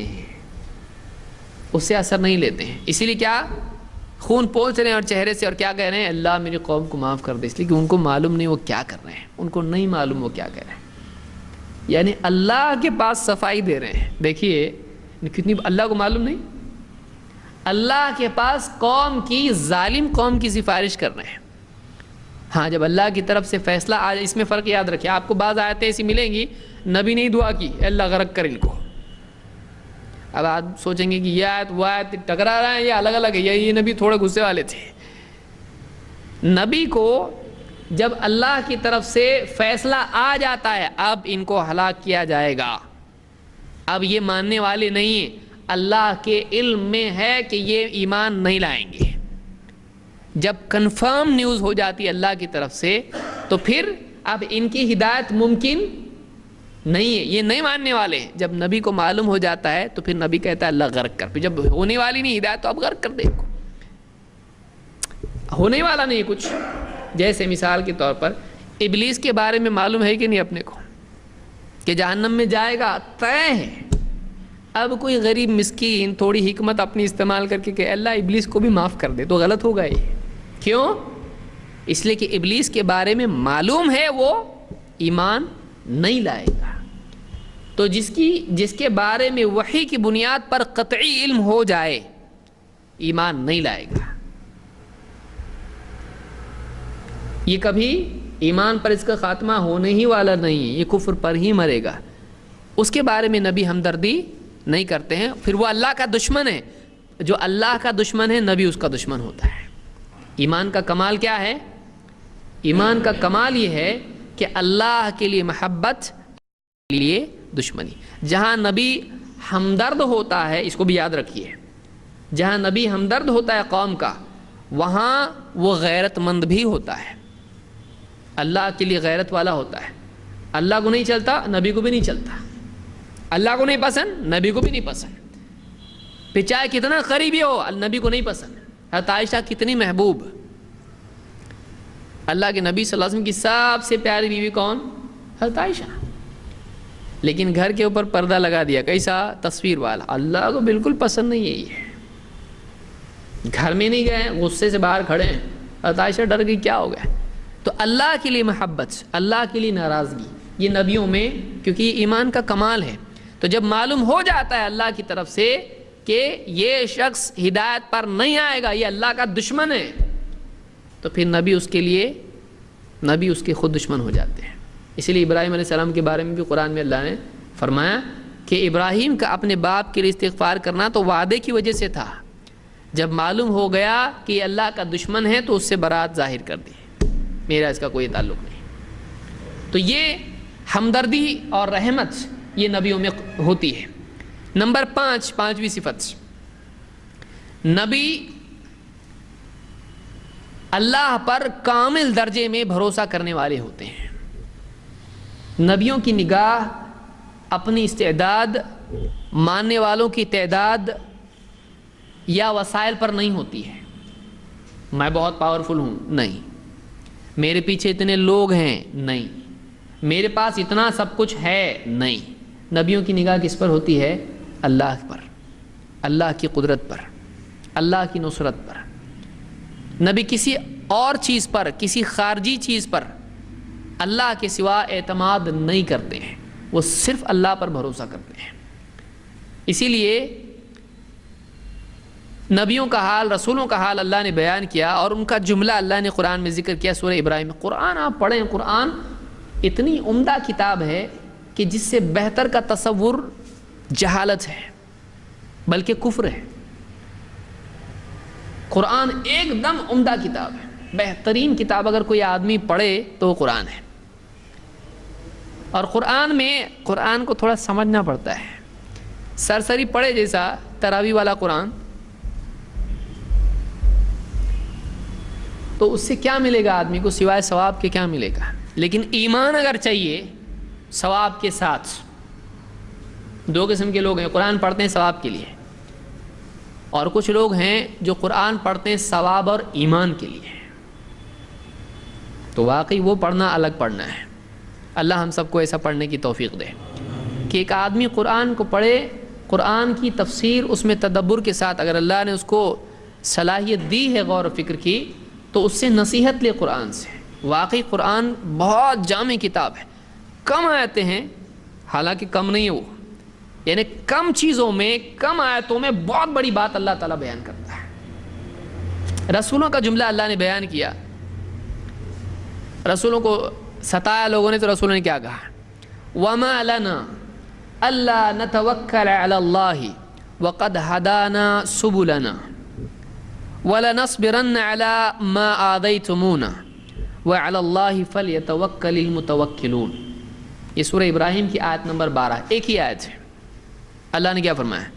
رسولوں نے کہا اپنی قوم سے، وَمَا لَنَا أَلَّا نَتَوَكَّلَ عَلَى اللَّهِ وَقَدْ هَدَانَا سُبُلَنَا. ہم بھلا اللہ پر کیوں بھروسہ نہ رکھیں، اللہ پر ہم کیوں اعتماد نہ کریں، اللہ پر ہم کیوں توکل نہ کریں، جبکہ وہی تو ہے جس نے ہم کو ہدایت کا راستہ بتایا ہے، وہی تو ہے جس نے ہم کو راہیں سجھائی ہیں، اس نے ہم کو گائیڈ کیا. ہم کو تو کچھ بھی معلوم نہیں تھا. ما کنت تدری ما الکتاب ولا الایمان. اے نبی آپ کو معلوم نہیں تھا کتاب کیا ہے، آپ کو معلوم نہیں تھا ایمان کیا ہے. ولکن جعلناہ نورا، ہم نے آپ کو نور دیا ہے، اس قرآن کو آپ کے لیے نور بنایا ہے. تو نبی کو خود معلوم نہیں تھا، تو رسول کیا کہتے تھے؟ ہم اللہ پہ کیوں بھروسہ، ہمارے پاس جنت کا راستہ جاننے کا کوئی راستہ ذریعہ نہیں تھا، اللہ نے اپنی طرف سے ہم کو دیا ہے. جو راستہ بتاتا ہے وہ راستہ چلنے میں مدد ضرور کرے گا. جس نے یہ راستہ بتایا، جس نے جہنم، دیکھیے اب اس میں کیا ہے، وَقَدْ هَدَانَا سُبُلَنَا. میں آگے بھی ایک آیت بیان کروں گا جو اس کی جڑنے والی آیت ہے. نبی کیا کہہ رہے ہیں کہ ہم اللہ پہ بھروسہ کیوں نہ کریں، ہمارا بھروسہ اللہ پہ ہے. اب کوئی بول سکتا کہاں ہے مدد؟ جیسے نوح علیہ السلام جب سب آیتیں قرآن کی واقعات وغیرہ سب جوڑتے ہیں آپس میں. دیکھنے آنا چاہیے آدمی کو. اللہ ہم سب کو توفیق عطا فرمائے. نوح علیہ السلام کو اللہ نے کیا حکم دیا؟ کشتی بناؤ. نبی کیا کرتا؟ جو اللہ نے بولا وہ کرنے کا. نوح علیہ السلام نے کشتی بنانا شروع کی. اب قوم آتی جاتی تھی کام دھندے کے لیے, ادھر سے جا رہے ادھر گاؤں کو جا رہے, گزرتے تھے ادھر سے, دیکھتے تھے کشتی بنا رہے. پانی کا ہے, پانی کا اتنی بڑی ناؤ بنا رہے حضرت. بولے دیکھو اتنی دن دعوت دیے, آپ معاملہ ان کا بہت ہی زیادہ ٹینشن لے لیے, عقل خراب ہو گئی. مذاق اڑاتے تھے, آتے جاتے مذاق اڑاتے تھے. کیا بولے دعوت دیے چھوڑ, اب دوسرا جاب شروع ہوا. کیا اب کشتی بنانا شروع کیے. دیکھو کیا ہوا ان کو حضرت کو. تو جو آتے جاتے تھے اللہ کا حکم تھا کشتی بناؤ. نوح علیہ السلام کشتی بنانے میں لگ گئے. جب پانی شروع ہوا, آسمان سے بھی پانی, زمین سے بھی پانی, پانی پانی سب طرف سے ہوا, تب قوم کی سمجھ میں آیا کہ واقعی کشتی صحیح تھی. نبی کو معلوم تھا ابھی پانی نبی کو دکھ رہا ہے کیا؟ نبی نے دیکھا, قوم نے دیکھا پانی نہیں, نبی نے دیکھا نہیں, لیکن نبی کو معلوم اللہ نے پانی بولا ہے نا کشتی بناؤ, پانی اللہ دینے والا ہے, وہ ہم کو دیکھنا نہیں, جو اللہ نے بولا ہے وہی کرنا ہے ہم کو. تو نبی کا اعتماد اللہ پر ہوتا ہے. موسیٰ علیہ السلام کنارے تک پہنچ گئے, پیچھے سے فرعون صاحب آ رہے ہیں پوری فوج کے ساتھ میں. اب تو گئے کام سے, اور قوم بھی دیکھ رہی ہے پیچھے. فرعون آ گیا, انا لمدرکون, موسیٰ پکڑے گئے, ہم لوگ پکڑے گئے, انا لمدرکون, ہم تو پکڑے جائیں گے, ابھی گئے کام سے. ابھی موسیٰ علیہ السلام نے کیا کہا؟ ان معی ربی سیہدین, یہدین سیہدین, میرا رب میرے ساتھ ہے, وہ ضرور مجھ کو راستہ بتائے گا, وہ گائیڈ کرے گا اس سچویشن میں کیا کرنا ہے, مجھ کو راستہ بتائے گا. اللہ نے کیا کہا؟ عصا اپنا مارو دریا پر. موسیٰ علیہ السلام نے کیسا ایسا کچھ نہیں, فوراً اللہ نے کہا ہے کرنا ہے. عصا پانی پہ مارا, راستہ بن گیا. رسول کو معلوم ہوتا ہے کہ جس نے جہنم سے بچنے کا راستہ بتایا, دنیا کی تکلیف سے بچنے کا راستہ وہ نہیں بتائے گا. سمجھ میں آیا نا؟ وَقَدْ هَدَانَا سُبُلَنَا. مصیبتوں میں آدمی سوچتا ہے اس کا سولوشن کیا ہے, کیسے سالو ہوں گا یہ. تو جس نے جہنم سے بچنے کا سولوشن دیا, اسلام دین, وہ دنیا کی تکلیفوں سے بچانے کا سولوشن نہیں دے سکتا ہے. تو قوم کہتی تھی تمہارا کون ہے بچانے والا, بتاؤ ہم کو, سپورٹ کہاں ہے تمہارا؟ بولتے ہیں ہمارا بھروسہ اللہ پہ, اللہ بچائے گا ہم کو, اللہ مدد کرے گا. کون ہے تمہارا مدد کرنے والا؟ آدمی آیا تلوار لے کے کھڑا ہو گیا اللہ کے نبی صلی اللہ علیہ وسلم کے سامنے, آپ ہی کی تلوار لے کے, کون بچائے گا؟ آپ نے جواب میں کیا کہا؟ اللہ. یہ جو توکل ہوتا ہے نبی میں, وہ اسی لیے ہوتا ہے کہ جو ہمارے پاس کوئی ذریعہ نہیں تھا حق کیا ہے جاننے کا, ہم کو نہیں معلوم تھا صراط مستقیم کیا ہے, ہم کو نہیں معلوم تھا جنت جہنم پوری تفصیل, ہم کو کچھ بھی معلوم نہیں تھا. اللہ نے جب خود اپنی طرف سے ہم کو راستہ بتایا, جب اس بڑی مصیبت سے بچنے کا راستہ اس نے بتایا ہے, تو چھوٹی مصیبت ہے, اس سے کیوں نہیں بچائے گا؟ جس نے جہنم سے بچنا ممکن کیا, وہ دنیا سے بچنا ممکن نہیں کر سکتا ہے, اس کے لیے بہت آسان ہے. تو رسول کیا کہہ رہے ہیں؟ وَمَا لَنَا أَلَّا نَتَوَكَّلَ عَلَى اللَّهِ وَقَدْ هَدَانَا سُبُلَنَا. ہم کیوں اللہ پہ بھروسہ نہ کریں جبکہ وہی تو ہے جس نے ہم کو راستہ بتایا ہے, اس نے گائیڈ کیا ہم کو. وَلَنَصْبِرَنَّ عَلَى مَا آذَيْتُمُونَا. اور دیکھو تم جو تکلیف ہم کو دے رہے ہو اس پر ہم یقیناً ہم ضرور صبر کریں گے. وَلَنَصْبِرَنَّ, یہاں پر لام التاکید ہے, نون التاکید ہے. عربی زبان میں جب یہ دونوں جمع ہو جاتے ہیں پکے کے لیے آتے ہیں, ہم تو کریں گے ہی کریں گے صبر تمہاری تکلیف پر. تم شک میں مت رہو, ہم صبر, ہمارا ایک ہی آپشن ہے, ہم صبر کریں گے. کیونکہ اللہ کی طرف سے نبی کو حکم ہوتا ہے کہ جب تک ہماری طرف سے تم کو نیا حکم نہ آئے تم نے صبر کرنا ہے. وہ نیا حکم یا تو جنگ کا ہوتا ہے یا تو ہجرت کا ہوتا ہے. نبی صلی اللہ علیہ وسلم کو اور صحابہ کو کیا تھا؟ अलम तरा इला लदीना कुफ़ू ऐदियहुम, हाथ रोक के रखो, सब्र करो। फिर हुक्म आया अब पिटाई करो इनकी।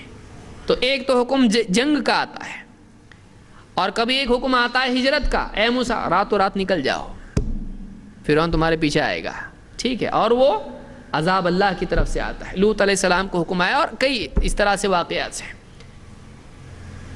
तो नबी को हुक्म होता है सब्र का, इसलिए क्या कहा, वलनस्बिरन्ना अला मा आदैतुमूना, तुम जो तकलीफ़ हमको देते हो, अज़ियत हमको देते हो, हम तो बस उस पर सब्र ही करेंगे।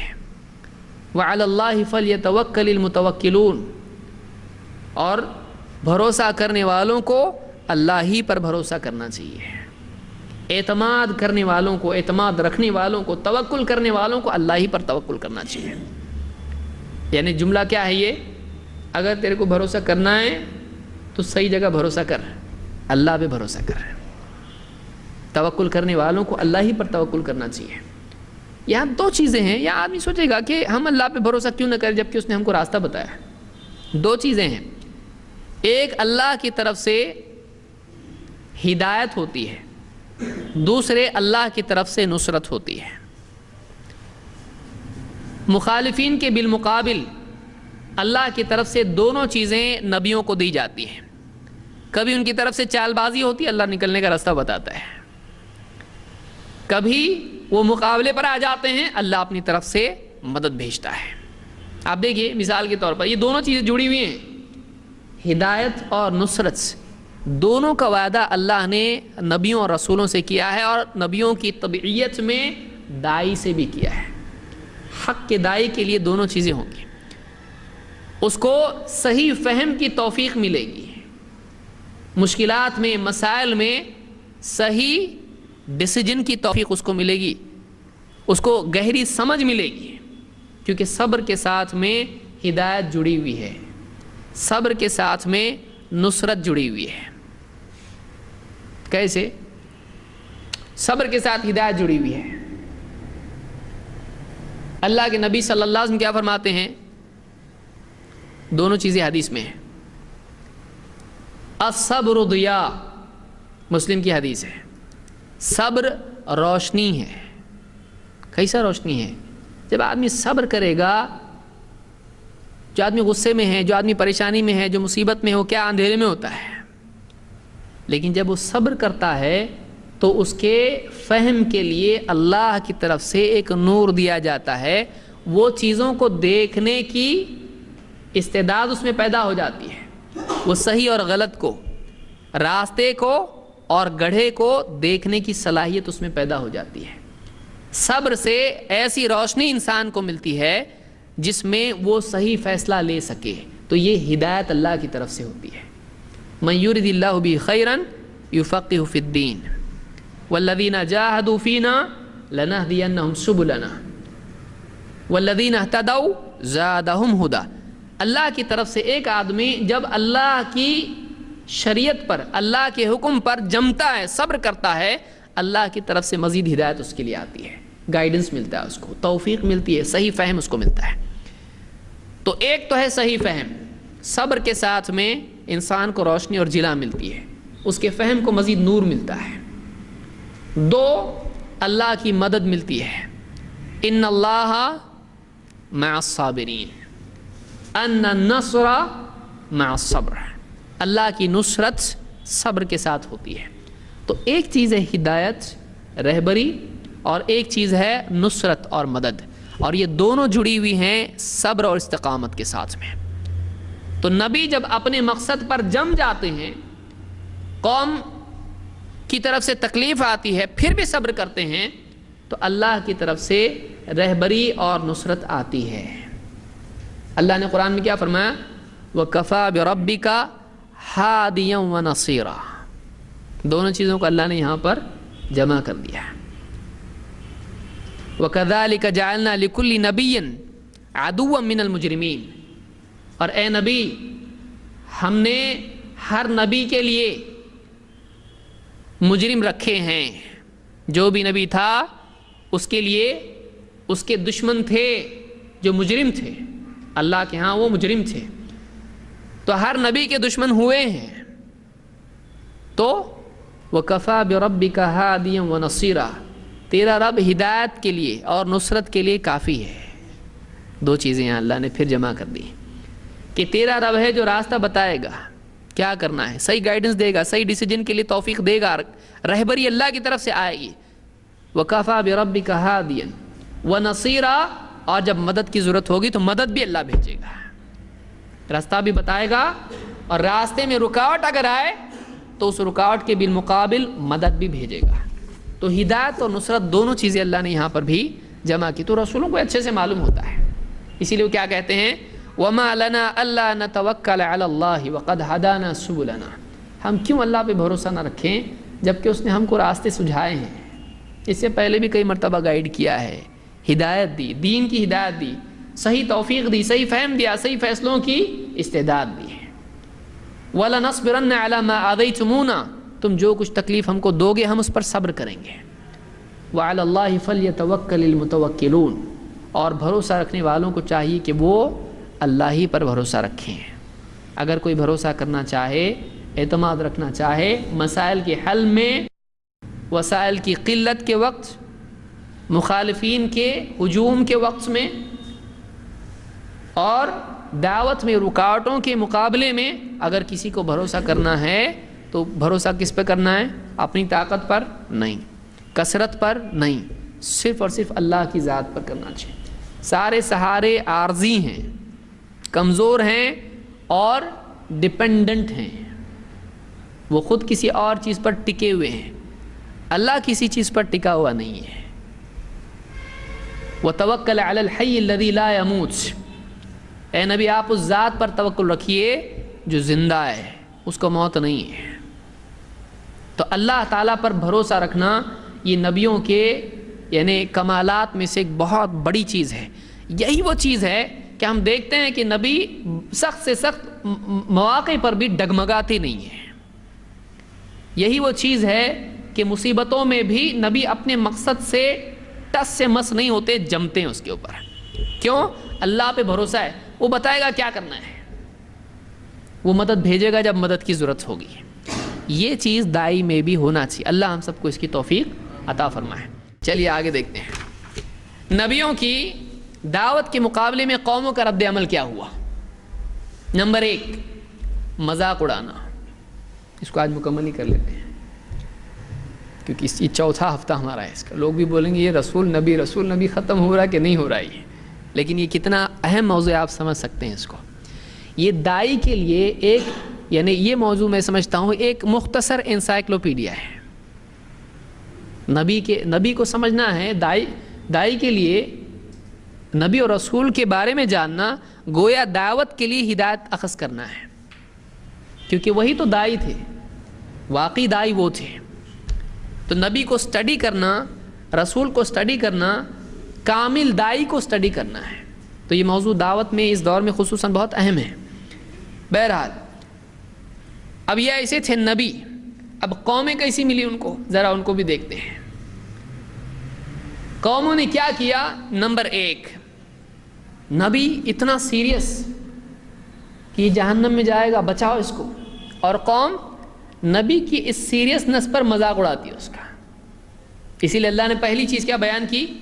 یا حسرتن علی العباد ما یاتیہم من رسول الا کانوا بہ یستہزئون۔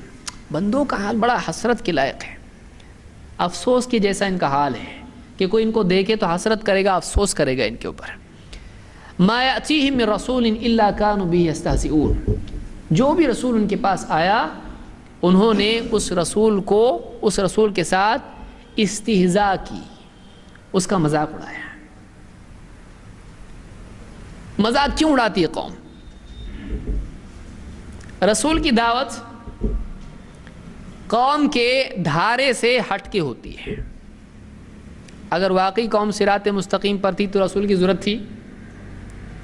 رسول اتنی بگڑی کہ اسلام کے بیسکس میں ہی بگڑ گئی، بنیادی معاملات میں بگاڑ آ گیا، عقائد میں، عبادات میں، سماجی ڈھانچہ پورا بگڑ گیا۔ اب رسول اللہ کی طرف سے آتے ہیں تو ظاہر بات ہے قوم جب بگاڑ کو صلاح اور بگاڑ کو ہی ہدایت سمجھ لیتی ہے تو رسول آتے ہیں. اب رسول کہتے ہیں ایسا نہیں ایسا ہے, ایسا نہیں ایسا ہے. تو جس چیز کو لوگ مان چکے ہوں اور ان کے لیے وہ سالڈ ٹروتھ ہو جائے, پکی حقیقت ہو, مانی ہوئی حقیقت ہو, اب اس کے سامنے آ کے کہ ایسا نہیں ایسا ہے, تو آدمی کیا ہوتا ہے, کیا مذاق کر رہا ہے, یہ تو کوئی پاگل ہے, کیا بول رہا ہے, ذرا سنیں گے اس کو. تو قوم جب ایک چیز کو ایک دم ہی مان لیتی ہے, اسی کو سچ سمجھ لیتی ہے, اور اس سے ہٹ کے کوئی بولنا شروع کرتا ہے, تو لوگ اس کو پاگل سمجھنے لگتے ہیں, اس کا مذاق اڑانا شروع کرتے ہیں. اور دوسری چیز یہ کہ جب لوگوں میں, اب دیکھیے استہزاء کی دوسری وجہ, ایک وجہ یہ ہے, دوسری وجہ کیا ہے کہ جب ایک انسان اپنے کو کسی کے مقابلے میں چھوٹا ہوتا دکھائی دے, اپنے آپ کو دیکھے اس کے مقابلے میں چھوٹا ہو رہا ہوں, اس کی بات, ایک تو وہ لوگ جو یعنی بے عقل قسم کے لوگ ہوتے ہیں, جو جن کو وہ غلطی دکھائی دیتا ہے. ان پڑھ میں اور جاہل میں فرق اس کو یاد رکھیے, یہ میں بار بار بولتا ہوں کیونکہ یہ پڑھا لکھا دور ہے اس لیے بولنا پڑتا ہے. ایک آدمی ان پڑھ ہے اور ایک آدمی جاہل ہے, دونوں ایکول نہیں ہیں. ان پڑھ آدمی بہت علم والا ہو سکتا ہے اور بہت پڑھا لکھا آدمی جاہل ہو سکتا ہے. نہیں ہو سکتا؟ ہو سکتا ہے. مثال کے طور پر اللہ کے نبی صلی اللہ علیہ وسلم پڑھے لکھے تھے, وَمَا كُنْتَ تَتْلُو مِنْ قَبْلِهِ مِنْ كِتَابٍ, آپ اس سے پہلے کچھ پڑھتے نہیں تھے. وَمَا تَخُطُّهُ بِيَمِينِكَ, اور آپ کچھ لکھتے بھی نہیں تھے اپنے دائیں ہاتھ سے. لیکن آپ علم کے اعتبار سے آپ کیا تھے, اس کو بیان کرنے کی ضرورت نہیں ہے. تو آپ ان پڑھ تھے لیکن علم والے تھے. اور ابو جہل پڑھا لکھا تھا, اور آج بھی کتنے ابو جہل ہوتے ہیں, پڑھا لکھا لیکن جاہل. تو یہ بات یاد رکھیں کہ ان پڑھ بھی آدمی سمجھدار ہو سکتا ہے اور پڑھا لکھا آدمی بھی جاہل ہو سکتا ہے. تو قوم میں ایسے لوگ بھی ہوتے ہیں کہ جو ان کو سمجھ میں ہی نہیں آتا, وہ مطلب کہتے ہیں کہ ایسا نہیں ہے, غلط ہے یہ, اور نبی ہی کا مذاق بناتے ہیں. دوسرے وہ لوگ ہوتے ہیں جو تھوڑے پہنچے ہوئے ہوتے ہیں, وہ قوم کے بڑے لوگ ہوتے ہیں, وہ قوم کے مفکر ہوتے ہیں, وہ قوم کے ٹھیکیدار ہوتے ہیں. ایک نبی جب اچانک کھڑے ہو کے ان میں دعوت دینا شروع کرتا ہے, ایسا نہیں ایسا ہے, تو ان کو دکھائی دیتا ہے کہ اچھا یہ بہت بھاری, کیا یعنی یہ جو بولے وہ صحیح, اس کے پاس سچائی, اور ہم کیا, ہم کیا پاگل ہیں, ہم چھوٹے ہیں, یہ بڑا, اس کے پیچھے چلنا چاہیے. تو ان کو نبی کے مقابلے میں, نبی کے کلام میں اور نبی کے کردار میں واقعی محسوس ہوتا ہے کہ بڑا ہے, لیکن بڑا وہ ماننے کے لیے تیار نہیں ہوتے ہیں. وہ نبی کی تعلیمات, نبی کے کلام اور نبی کی شخصیت کے مقابلے میں اپنے آپ کو چھوٹا ہوتا ہوا دیکھتے ہیں اپنے اندر, لیکن ماننے کے لیے تیار نہیں ہوتے ہیں. تو یہ جو سائیکالوجی انسان کی ہوتی ہے, اس کا لازمی نتیجہ کیا ہوتا ہے, آدمی مذاق سے ان کو چھوٹا کرنے کی کوشش کرتے ہیں. یہ پاگل ہے, چھوٹا ہے, تو یہ کچھ بھی نہیں ہے. تو ان کا مذاق اس لیے اڑاتے ہیں تاکہ ان کو مذاق کے ذریعے سے ان کی دعوت کو, سیریس معاملہ نہیں ہے یہ, تو بس کچھ تو پاگل آدمی کچھ بات کر رہا ہے, یہ بہت زیادہ سوچنے کی چیز نہیں ہے, کچھ کا کچھ ہی بول رہا ہے, مذاق اڑا کے ان کو چھوٹا بناتے ہیں. تو ایک تو وہ لوگ ہوتے ہیں جن کی عقل کا معیار ہی کھیل تماشا ہوتا ہے, یہ ہر بات کو مذاق بنا لیتے ہیں, وہ نبی کی بات کو بھی مذاق بنا لیتے ہیں. ایک تو وہ لوگ ہیں. دوسرے وہ لوگ ہوتے ہیں کہ جو عمدن نبی کو چھوٹا بنانے کے لیے کیا کرتے ہیں, نبی کا مذاق بناتے ہیں تاکہ کوئی آدمی ان کی بات کو سیریس نہ سمجھے. ہر دور میں ایسا ہوتا ہے. وہ لوگ کچھ ہیں وہ پاگل لوگ, کچھ بھی عقل نہیں ان کو, ایسا ایسا بولتے ہیں, بے وقوف قسم کے لوگ ہیں, کچھ بھی نہیں ان کو معلومات سے. تو ہر دور میں ایسا ہوتا ہے کہ ایسا کسی کو پاگل, کسی کو بے وقوف, جاہل, ارے سیریس نہیں ہے کچھ بھی, چھوڑو اس کو, دھیان مت دو ادھر, ایسا کر کے کیا کرتے ہیں, اس کو عام انسانوں کو اس طرف جانے سے روکتے ہیں. یہ بھی ایک حربہ ہوتا ہے. تو ایک چیز نبیوں کو, رسولوں کو پیش آئی کہ ان کی دعوت کے مقابلے میں لوگوں نے ان کا مذاق بنایا. آپ سوچئے ایک آدمی ایک بہت ہی سیریس بات بولے, اور لوگ اس کا مذاق اڑائیں، کیا بیتے گی کوئی آدمی کے اوپر. ایک آدمی کہے یہ عمارت گرنے والی ہے، زلزلہ آنے والا ہے، ابھی ابھی نیوز آئی ہے، نکلو جلدی، پاگل ہو گئے، مذاق اڑا رہے ہیں. کتنا برا لگے گا. اور وہ کون ہے؟ یہ بھلا چاہ رہا ہے کہ یہ نہیں مرنا چاہیے، یہ ملبے میں دبنا نہیں چاہیے، اس کی فکر کے بچائیں ان کو کسی طرح. ارے یہ صحیح ہے، ارے پاگل کہیں کا کیا ہے دس، کتنا برا لگے گا اس کو. ارے مان رہے نہیں یہ لوگ. تو نبی پر کیا بیتے گی جب نبی اتنی سنجیدگی کے ساتھ اندر سے کڑ کڑ کے دل سے ایک دم گہرائی سے کہہ رہا ہے ایسا نہیں، ایسا ہے، تم جو سمجھ رہے ہو ویسا نہیں ہے، اور لوگ اس کو مذاق بنائیں. ایک چیز یہ کہ قوم نبی کا مذاق اڑاتی. نمبر 2، نبی پر، رسول پر برے برے القاب لگانا، لیبلز لگانا. کیا کیا لیبل ہیں؟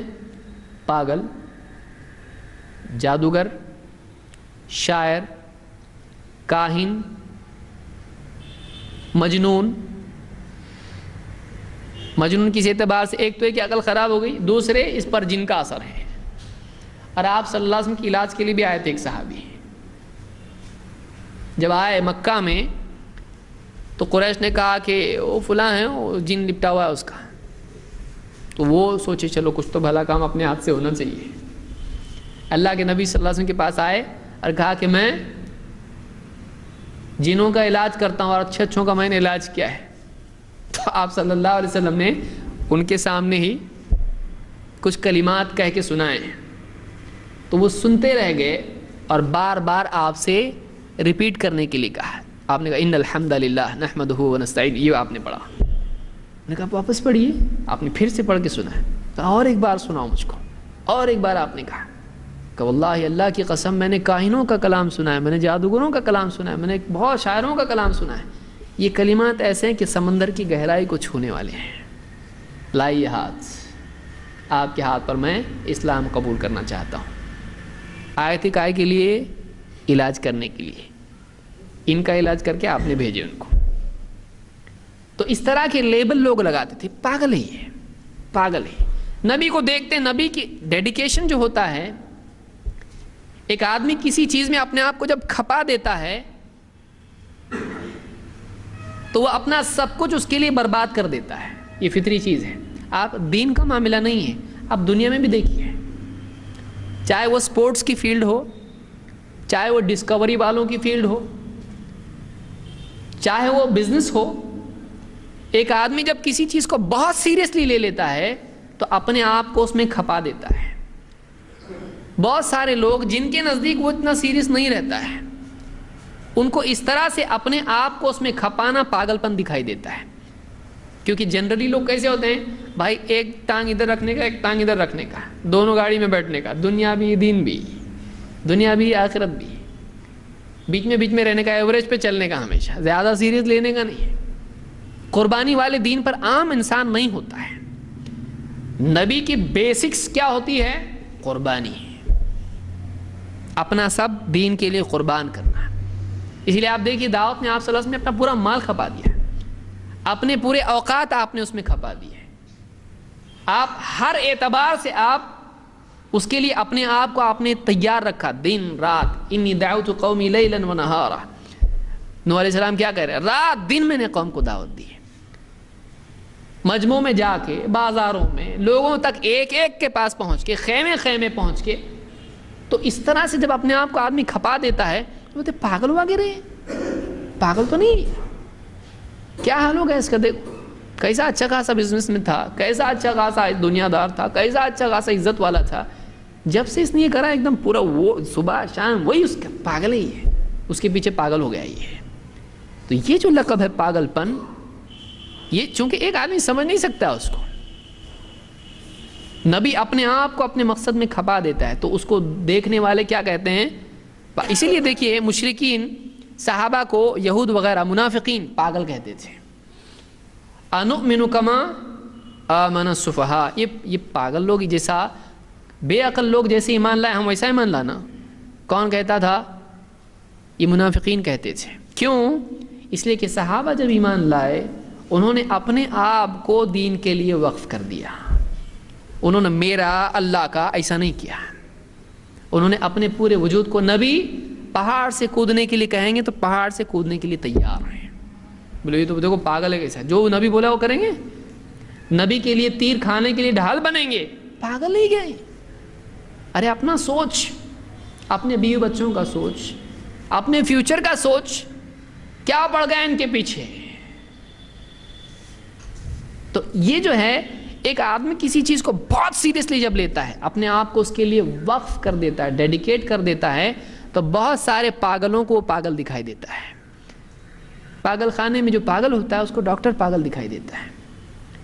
ایک آدمی جب دین کے معاملے میں سیریس نہیں ہوتا ہے تو جو آدمی دین کے معاملے میں بہت سیریس ہے اس کو مجنون کا نام دیتا ہے۔ یہی وجہ ہے کہ رسولوں کو اور نبیوں کو بہت سارے لوگوں نے کہا یہ پاگل ہے۔ دو، ان کے القاب آپس میں متفق نہیں تھے، کچھ لوگوں نے پاگل کہا تو کچھ لوگوں نے جادوگر کہا۔ جادوگر کیوں کہتے تھے؟ ان کے پاس جو بھی جاتا ہے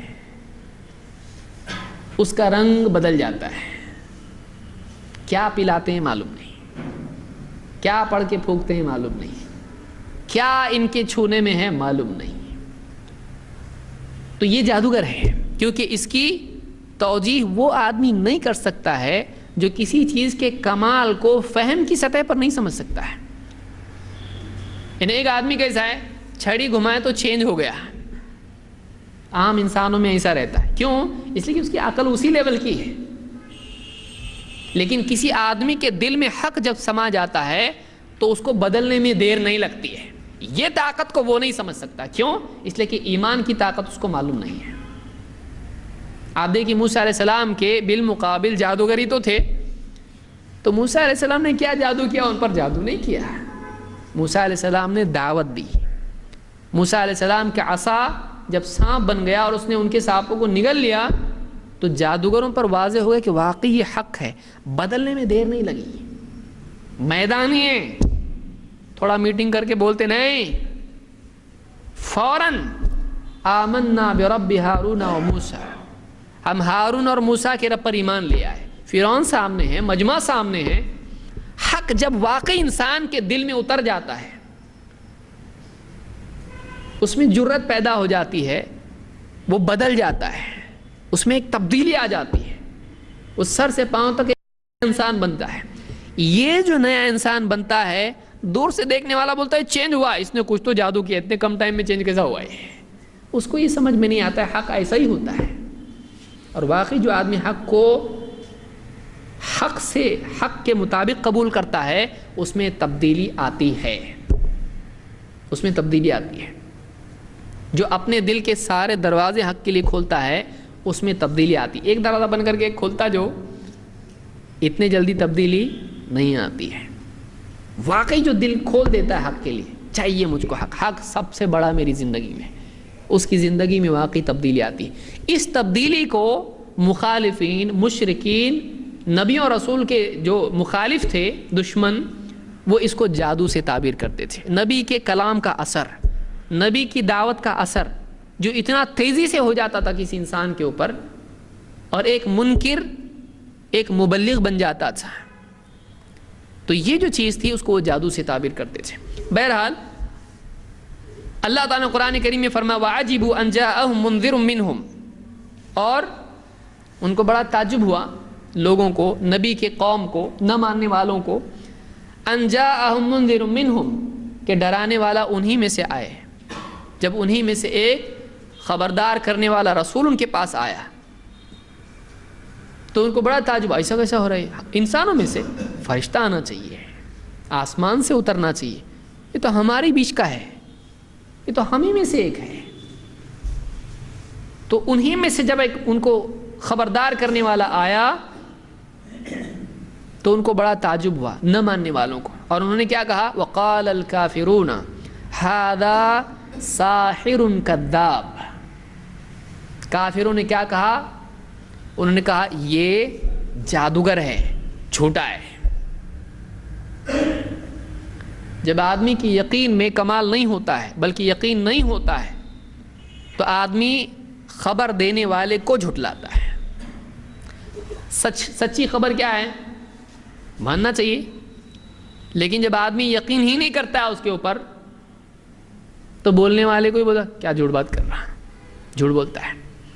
ایک آدمی آپ سے ابھی مل کے گیا اور فوراً فون آیا کسی کا، ارے اس کا انتقال ہو گیا، کیا جھوٹ بات کرتا، ابھی تو تھا میرے پاس۔ تو ایک انسان جب ایک خبر جب اس کے لیے ایک دم ہی ناقابل قبول ہوتی ہے تو بعض اوقات خبر دینے والے کو ہی جھوٹا قرار دیتا ہے۔ نبیوں کا حق ان کے لیے اتنا زیادہ مبغوض تھا کہ انہوں نے نبیوں کو ہی کیا کر دیا، جھوٹا قرار دیا۔ اس اعتبار سے نہیں کہ نبی سے جھوٹ کا ان کو تجربہ رہا ہو، نبی سے جھوٹ کا تجربہ نہیں تھا، خبر کی وجہ سے نبی کو جھوٹا بولتے تھے۔ خبر اتنی عجیب ہے، یہ خبر ایسی کیسی لے کے آئی ہے، تو اس خبر کی وجہ سے، اس دعوت کی وجہ سے، اس بات کی وجہ سے وہ نبیوں کو ہی جھوٹا کہتے۔ اسی لیے آپ دیکھیے نبی صلی اللہ علیہ وسلم جب صفا کی پہاڑی پر لوگوں کو کہا کہ اگر میں کہوں پیچھے حملے کے لیے لشکر تیار ہے کیا کہو گے؟ انہوں نے کہا آپ سچے ہیں، ہم نے آپ سے کبھی جھوٹ کا تجربہ نہیں کیا ہے، آپ جھوٹ نہیں بولتے ہو، ہم تو مانیں گے آپ کی بات کو۔ تو نبی سچے ہوتے ہیں، لیکن جیسے ہی آپ صلی اللہ علیہ وسلم نے حق پیش کرنا شروع کیا، لوگوں نے کیا کہا، ھذا ساحر کذاب، یہ جادوگر ہے، یہ جھوٹا ہے، یہ جھوٹ، اس کی بات جھوٹ ہے، یہ جادوگر ہے، اس کی بات لوگ معلوم نہیں کیسا مانتے ہیں۔ جو دور رہتا ہے وہ انکار کرتا ہے، لیکن جیسے نزدیک جاتا، بیٹھتا، سنتا ہے، کیا ہوتا کیا معلوم، اس کو کیا کرنٹ سپلائی ہوتا معلوم نہیں، کیا پیالہ پلاتے معلوم نہیں، کون سی چھڑی گھماتے معلوم نہیں۔ اس لیے کہ حق میں ایک طاقت ہوتی ہے، ایک آدمی کھلے ذہن سے جب حق کو سنتا ہے تو واقعی وہ اس کی شخصیت میں، اس کے دل میں، اس کی زندگی میں وہ حق تبدیلی لاتا ہے۔ لیکن جو لوگ اس کو سمجھ نہیں پاتے ہیں، جو جانوروں کی زندگی جی رہے ہوتے ہیں، ان لوگوں کے لیے کیا ہے، یہ جادو دکھائی دیتا ہے۔ اسی لیے انہوں نے کیا کہا، وقال الکافرون ھذا ساحر کذاب، کافروں نے کہا کہ یہ جادوگر ہے، یہ جادوگر ہے، جھوٹا ہے۔ یہ سورہ صاد کی آیت نمبر 4 ہے۔ بعض لوگوں نے کیا کہا، شاعر قرار دیا۔ اللہ تعالیٰ فرماتا ہے انہم اذا قیل لهم لا الہ الا اللہ یستکبرون۔ ان مشرکین کا، ان کفار کا حال کیا تھا کہ جب ان سے لا الہ الا اللہ کہا گیا، یستکبرون، تو وہ گھمنڈ میں پڑ گئے۔ جب یہ مشرکین، ان کو دعوت دی جاتی لا الہ الا اللہ کی، تو گھمنڈ کرنے لگتے ہیں اس دعوت کے مقابلے میں۔ ہم کیوں مانیں، ہم بہت بڑے لوگ ہیں، ہم سردار ہیں قوم، ہم نہیں مانتے اس کو، تو گھمنڈ میں آ گئے۔ وَيَقُولُونَ، اور کہتے ہیں، أَإِنَّا لَتَارِكُو آلِهَتِنَا لِشَاعِرٍ مَجْنُونٍ، ہم اس شاعر پاگل کی وجہ سے اپنے معبودوں کو چھوڑیں گے؟ نہیں، ہم نہیں چھوڑ سکتے، اس شاعر کی وجہ سے نہیں چھوڑ سکتے۔ قرآن جو ہے ایک ایسا کلام ہے جو شعر نہیں ہے۔ وَمَا عَلَّمْنَاهُ الشِّعْرَ وَمَا يَنبَغِي لَهُ، ہم نے اپنے نبی کو شعر نہیں سکھایا ہے، اور شعر اس کے لائق بھی نہیں ہے۔ شعر میں کیا ہوتا ہے، غلو اور جھوٹ۔ شعر میں غلو ہوتا ہے، بڑا چڑھا کے پیش کرنا، چاند کو سورج بنانا، تو شعر میں چھوٹی چیز کو بڑا بنانا ہوتا ہے، اور اس میں جو نہیں ہے اس کو بولنا ہوتا ہے، اس میں جھوٹے وعدے ہوتے ہیں، جھوٹی تعریفیں ہوتی ہیں۔ تو نبی کی شخصیت سے غلو اور جھوٹ نبی کے ساتھ نہیں جڑ سکتا ہے، اس لیے اللہ تعالیٰ نے نبی کو شعر سے ہی دور رکھا۔ وَمَا عَلَّمْنَاهُ الشِّعْرَ وَمَا يَنبَغِي لَهُ، اللہ نے کہا ہم نے اپنے نبی کو شعر نہیں سکھایا، شعر، پوئٹری، وَمَا يَنبَغِي لَهُ، اور شعر نبی کی شان کے مناسب بھی نہیں ہے۔ شاعری کیا ہوتی ہے، خیالی ہوتی ہے، ہمارا نبی خیالی باتیں نہیں کرتا ہے، وہ سچی باتیں کرتا ہے۔ شعر کیا ہوتا ہے، بیٹھا سوچ، کتنے لوگ ہیں، اب دیکھیے، شعر بری چیز نہیں ہے، یہ بھی یاد رکھیں، لیکن شعر ہی آدمی کی زندگی بن جائے، یہ بری بات ہے۔ اس لیے بہت سارے شاعر، اس کو کیا چاہیے، 3 چیزیں چاہیے، ایک کاغذ، ایک قلم اور چائے کی پیالی، بس ہوٹلوں میں بیٹھا رہے گا، سوچ رہا ہے، معلوم نہیں کہاں کہاں بیٹھ کے سوچتا ہے۔ اور کئی شاعر ہیں پہلے آخری لفظ لکھ لیتے ہیں، پہلے آتے ہیں، جاتے ہیں، کھاتے ہیں، پاتے ہیں، پھر اس کے حساب سے شعر بناتے ہیں۔ تو الفاظ سے شعر بنانا بے وقوفی ہی ہے۔ شعر واقعی وہ ہے جو دل میں حقائق الفاظ کے ساتھ آئے ہیں، یہ شعر ہے۔ الفاظ چن کے حقائق بنا رہا ہے، یعنی حق کو ایڈجسٹ کر رہا ہے الفاظ میں، ایسا نہیں ہوتا ہے۔ بہرحال تو اللہ نے نبی کو شاعر نہیں بنایا، لیکن عرب کے لوگ کیا کہتے تھے کہ شاعر ہے۔ کیوں شاعر کہتے تھے؟ بولتے خیالی باتیں کرتا ہے یہ، یا آپ کا کلام جو قرآن جو ہے والعصر ان الانسان لفی خسر، جو اس طرح سے خاتمہ ہو رہا ہے، اس طرح سے الفاظ پر ایک جیسے الفاظ آتے ہیں، یا انا اعطیناک الکوثر فصل لربک وانحر ان شانئک هو الابتر، یا اس طرح کی جو بھی آیتیں قرآن میں بہت ساری، القارعۃ ما القارعہ وما ادراک ما القارعہ، تو یہ جو اس طرح کے الفاظ ہیں، اس سے وہ کیا کہتے ہیں؟ یہ شعر ہے، یہ شعر ہے، حالانکہ یہ شعر نہیں ہے۔ شعر کی جتنی بھی یعنی سیٹنگز ہوتی ہیں، آسانی سے بتا رہا ہوں میں، شعر کی جتنی اقسام ہوتی ہیں، قرآن ان میں سے کسی میں بھی فٹ نہیں ہوتا ہے، لیکن وہ ایسا کلام ہے۔ قرآن شعر کی کسی بحر میں فٹ نہیں ہوتا ہے، لیکن ایسا کلام ہے کہ اس کو شعر جیسے انداز میں پڑھا جا سکتا ہے، یہ خود ایک تعجب کی چیز ہے۔ اب یہ جو کچھ بیان میں کر رہا ہوں، یا جو بھی آپ گھر پہ جا کے آپ شعر کی طرح گنگنائیں اگر، تو ان کو کیا ہوا؟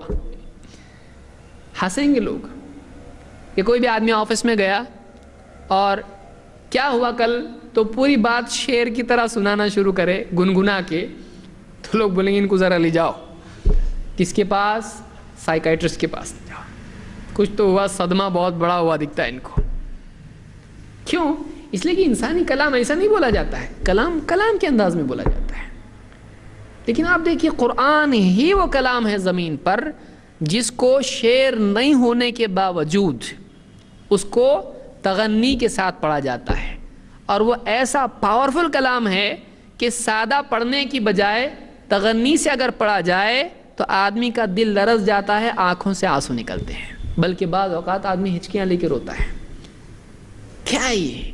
اس کا کوئی ہیومن ایکسپلینیشن نہیں ہے۔ انسانی الفاظ میں اس کی تعبیر کیا کر سکتے ہیں؟ یہ اللہ ہی کی طرف سے ایک چیز ہے، ایک ایسا کلام ہے جس کو تغنی کے ساتھ پڑھا جاتا، بلکہ پڑھا جانا چاہیے۔ لیس منا من لم یتغنى بالقرآن، وہ ہم میں سے نہیں ہے جو قرآن کو گنگنا کے نہ پڑھے، تغنی کے ساتھ نہ پڑھے، ترنم کے ساتھ نہ پڑھے۔ ایسا ہے قرآن۔ یہ جو قرآن کی چیز ہے، ایسا جو پڑھتے تھے ہمارے نبی صلی اللہ علیہ وسلم، تو ان کو ایسا لگتا تھا یہ بھی شعر ہے، یہ شاعر ہے، یہ شاعری کی باتیں کر رہا ہے۔ شاعر عربوں کے لیے کوئی گالی نہیں تھی، یہ بات بھی یاد رکھیں، کیونکہ شاعر ہونا ایک بہت ہی ان کے نزدیک کیا تھی؟ فخر کی چیز تھی۔ وہ یہ شاعر صاحب ہیں، تو آج بھی ہمارے یہاں دیکھیے کہ شاعر ہے، مطلب شعر بول سکتا ہے، یہ اپنے الفاظ کو کم سے کم الفاظ میں اپنی بات کو بول سکتا ہے، یہ بہت گہری بات شعر میں بول سکتا ہے، ایسا لوگ سمجھتے ہیں۔ تو شاعر ان کے لیے کوئی ایسی بات نہیں تھی کہ شاعر کا مطلب گیا کام سے، نہیں، وہ تو شعر بولنا، وہ اپنے آپ کو بہت اونچی بات سمجھتے تھے۔ ہم گونگے نہیں ہیں، دوسری قومیں گونگی ہیں، ہم بولنے والے ہیں، اور وہ اپنی بات کو اشعار میں بولتے تھے۔ آج بھی ان کے کتنے سارے دیوان موجود ہیں، کھڑے کھڑے شعر بولتے تھے، وہ اپنا کمال سمجھتے تھے شعر بولنا۔ تو آپ کو شاعر بولنے میں کیا بولتے؟ یہ بھی شاعر ہے، کوئی بڑی آگے کی چیز نہیں ہے۔ شاعر اونچا ہے، لیکن قرآن شعر سے اونچا ہے۔ وہ قرآن کو تھوڑا نیچے لانے کی کوشش کرتے تھے، بولتے شاعر ہے، جیسے ہم شاعر ہیں، یہ بھی شاعر ہے، یہ کوئی اور سپر چیز نہیں ہے، یہ بس شعر کی کیٹیگری میں ہی ہے۔ تو آپ کو شاعر قرار دیتے تھے، لیکن اللہ نے بتایا کہ ہم نے اپنے نبی کو شاعر نہیں بنایا۔ کچھ لوگ مجنون کہتے تھے، جیسے یہاں کہا کہ کیا ہم اپنے معبودوں کو ایک شاعر مجنون کی وجہ سے چھوڑ دیں؟ مجنون ہے، پاگل ہے، جن لگ گیا ہے ان کو۔ وحی کے اترنے کی وجہ سے جو آپ کو تکلیف ہوتی تھی، یا جو آپ ایک ایسی بات کرتے تھے جو ایک دم ہی ہٹی ہوئی تھی معاشرے سے، آسمانی باتیں، جنت کی باتیں، جہنم کی باتیں، شیاطین کی باتیں، تو کہتے تھے کہ ان کے اوپر جن کا اثر ہے، یہ پاگل ہے۔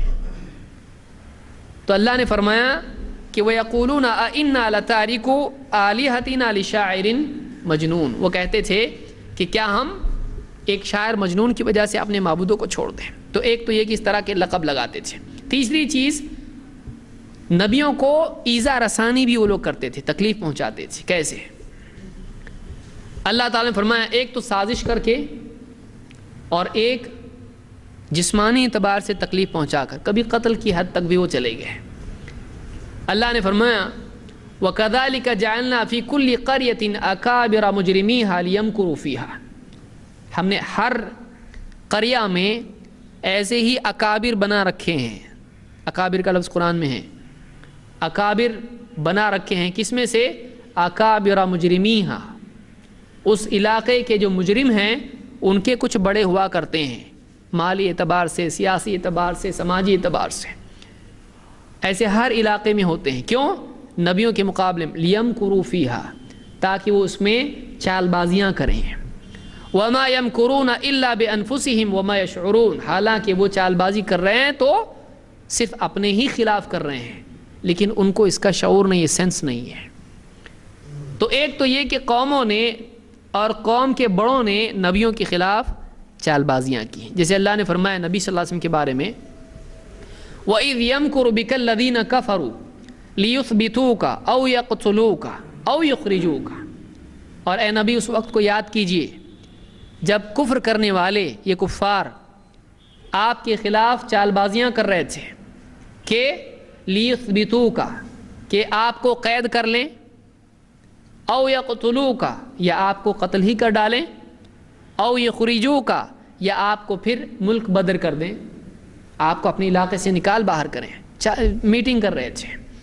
وَيَمْكُرُونَ وَيَمْكُرُ اللَّهُ، اور وہ مکر کرتے ہیں اور اللہ بھی مکر کرتا ہے۔ وَاللَّهُ خَيْرُ الْمَاكِرِينَ، اور اللہ تو بہت بہتر چال کرنے والا ہے۔ مکر کے معنی ہوتے ہیں ٹرک، ترکیب۔ انہوں نے ترکیب کی، وہ ترکیب کر رہے تھے، کچھ پلاننگ کر رہے تھے کہ آپ کو یا تو قید کر لیں، یا تو قتل کر دیں، یا پھر علاقے سے باہر کر دیں، اور وہ مکر کر رہے تھے اور اللہ بھی ترکیب کر رہا تھا، اور اللہ بہتر ترکیب کرنے والا ہے۔ ان کے مکر کا جواب دینا اللہ کے پاس بہترین طور پر ہے۔ تو ایک تو یہ کہ نبیوں کو تکلیف پہنچانا اور ان کے خلاف سازشیں کرنا، یہ بھی قوم کرتی تھی۔ اللہ کی طرف سے کیا ہوا؟ اللہ کی طرف سے بہت ساری چیزیں ہوئی، میں کچھ اس میں سے اختصاراً ذکر کر رہا ہوں اور بات ختم کرتا ہوں۔ اللہ تعالیٰ نے نبیوں کی مدد کا وعدہ کیا ہے، اور اللہ تعالیٰ نے نبیوں کو اور ان کے ماننے والوں کو بچا لیا، اور نبیوں کی مخالفت کرنے والوں کو برباد کر دیا۔ کئی انبیاء کے واقعات میں سامنے ہیں مثالیں، میں ایک مثال ذکر کرتا ہوں۔ اللہ تعالیٰ فرماتا وَنُوحًا إِذْ نَادَى مِن قَبْلِ فَاسْتَجَبْنَا لَهُ، نوح، اس سے پہلے آپ کا معاملہ ہو رہا ہے، اس سے پہلے اے نبی، نوح نے ہم کو پکارا تھا، ہم نے اس کی پکار کو قبول کیا، اس کی دعا ہم نے سنی۔ فَنَجَّيْنَاهُ وَأَهْلَهُ مِنَ الْكَرْبِ الْعَظِيمِ، ہم نے نوح کو اور نوح کے گھر والوں کو ایک بڑی سنگین تکلیف سے نجات دی۔ بہت بڑی تکلیف میں وہ تھے، 950 سال دعوت دی قوم کو، اور قوم کی تکلیفیں برداشت کی ہیں۔ تو نوح نے پکارا اپنے رب کو، تو اللہ فرماتا ہے کہ ہم نے ان کو اور ان کی قوم، ان کو نجات دی، ان کے گھر والوں کو، اہل کو نجات دی ایک بڑے دردناک یعنی سنگین تکلیف سے۔ وَنَصَرْنَاهُ مِنَ الْقَوْمِ الَّذِينَ كَذَّبُوا بِآيَاتِنَا، اور ہم نے ایک ایسی قوم سے اس کے مقابلے میں ان کی مدد کی جس نے ہماری آیتوں کو جھٹلا دیا تھا۔ إِنَّهُمْ كَانُوا قَوْمًا سَوْءٍ فَأَغْرَقْنَاهُمْ أَجْمَعِينَ، وہ بڑی بری قوم تھی، 950 سال دعوت دے کی بھی نہیں کیسی قوم ہوگی؟ اور کیا سمجھانا پڑے گا؟ اب بتائیے، بچے تھے 950 سال۔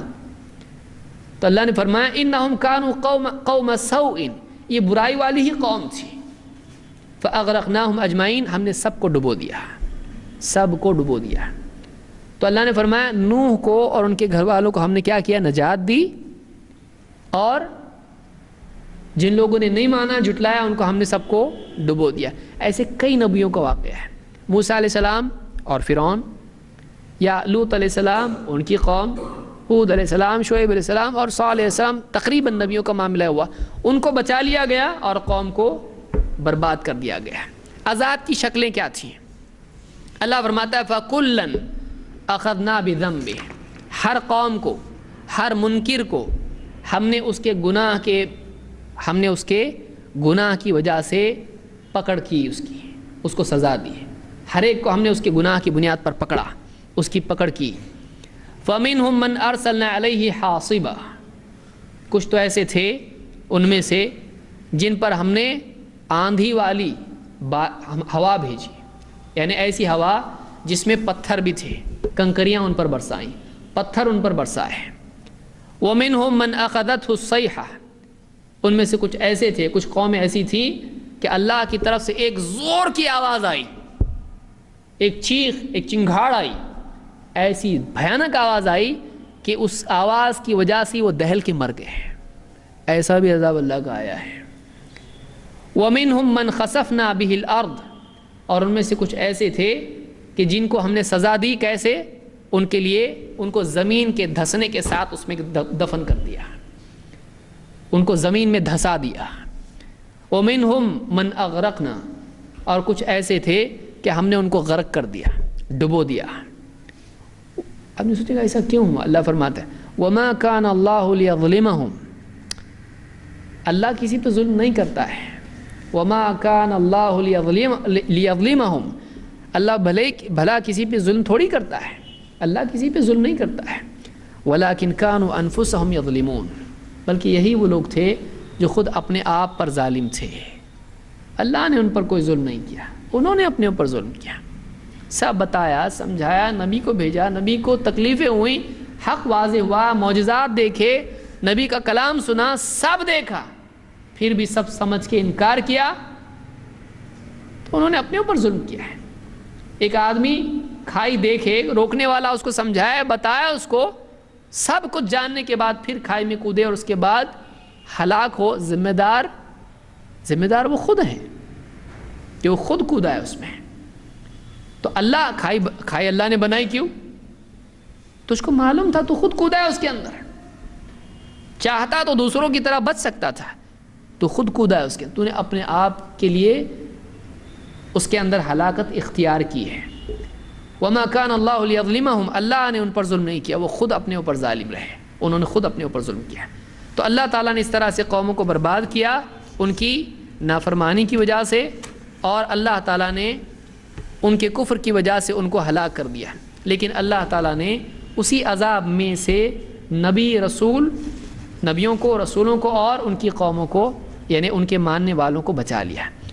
تو اللہ کی طرف سے بچنا، نجات، نصرت انہی کے لیے ہے جو حق کو تسلیم کریں. اللہ تعالی ہم کو حق کے سمجھنے اور اس کے قبول کرنے کی توفیق عطا فرمائے.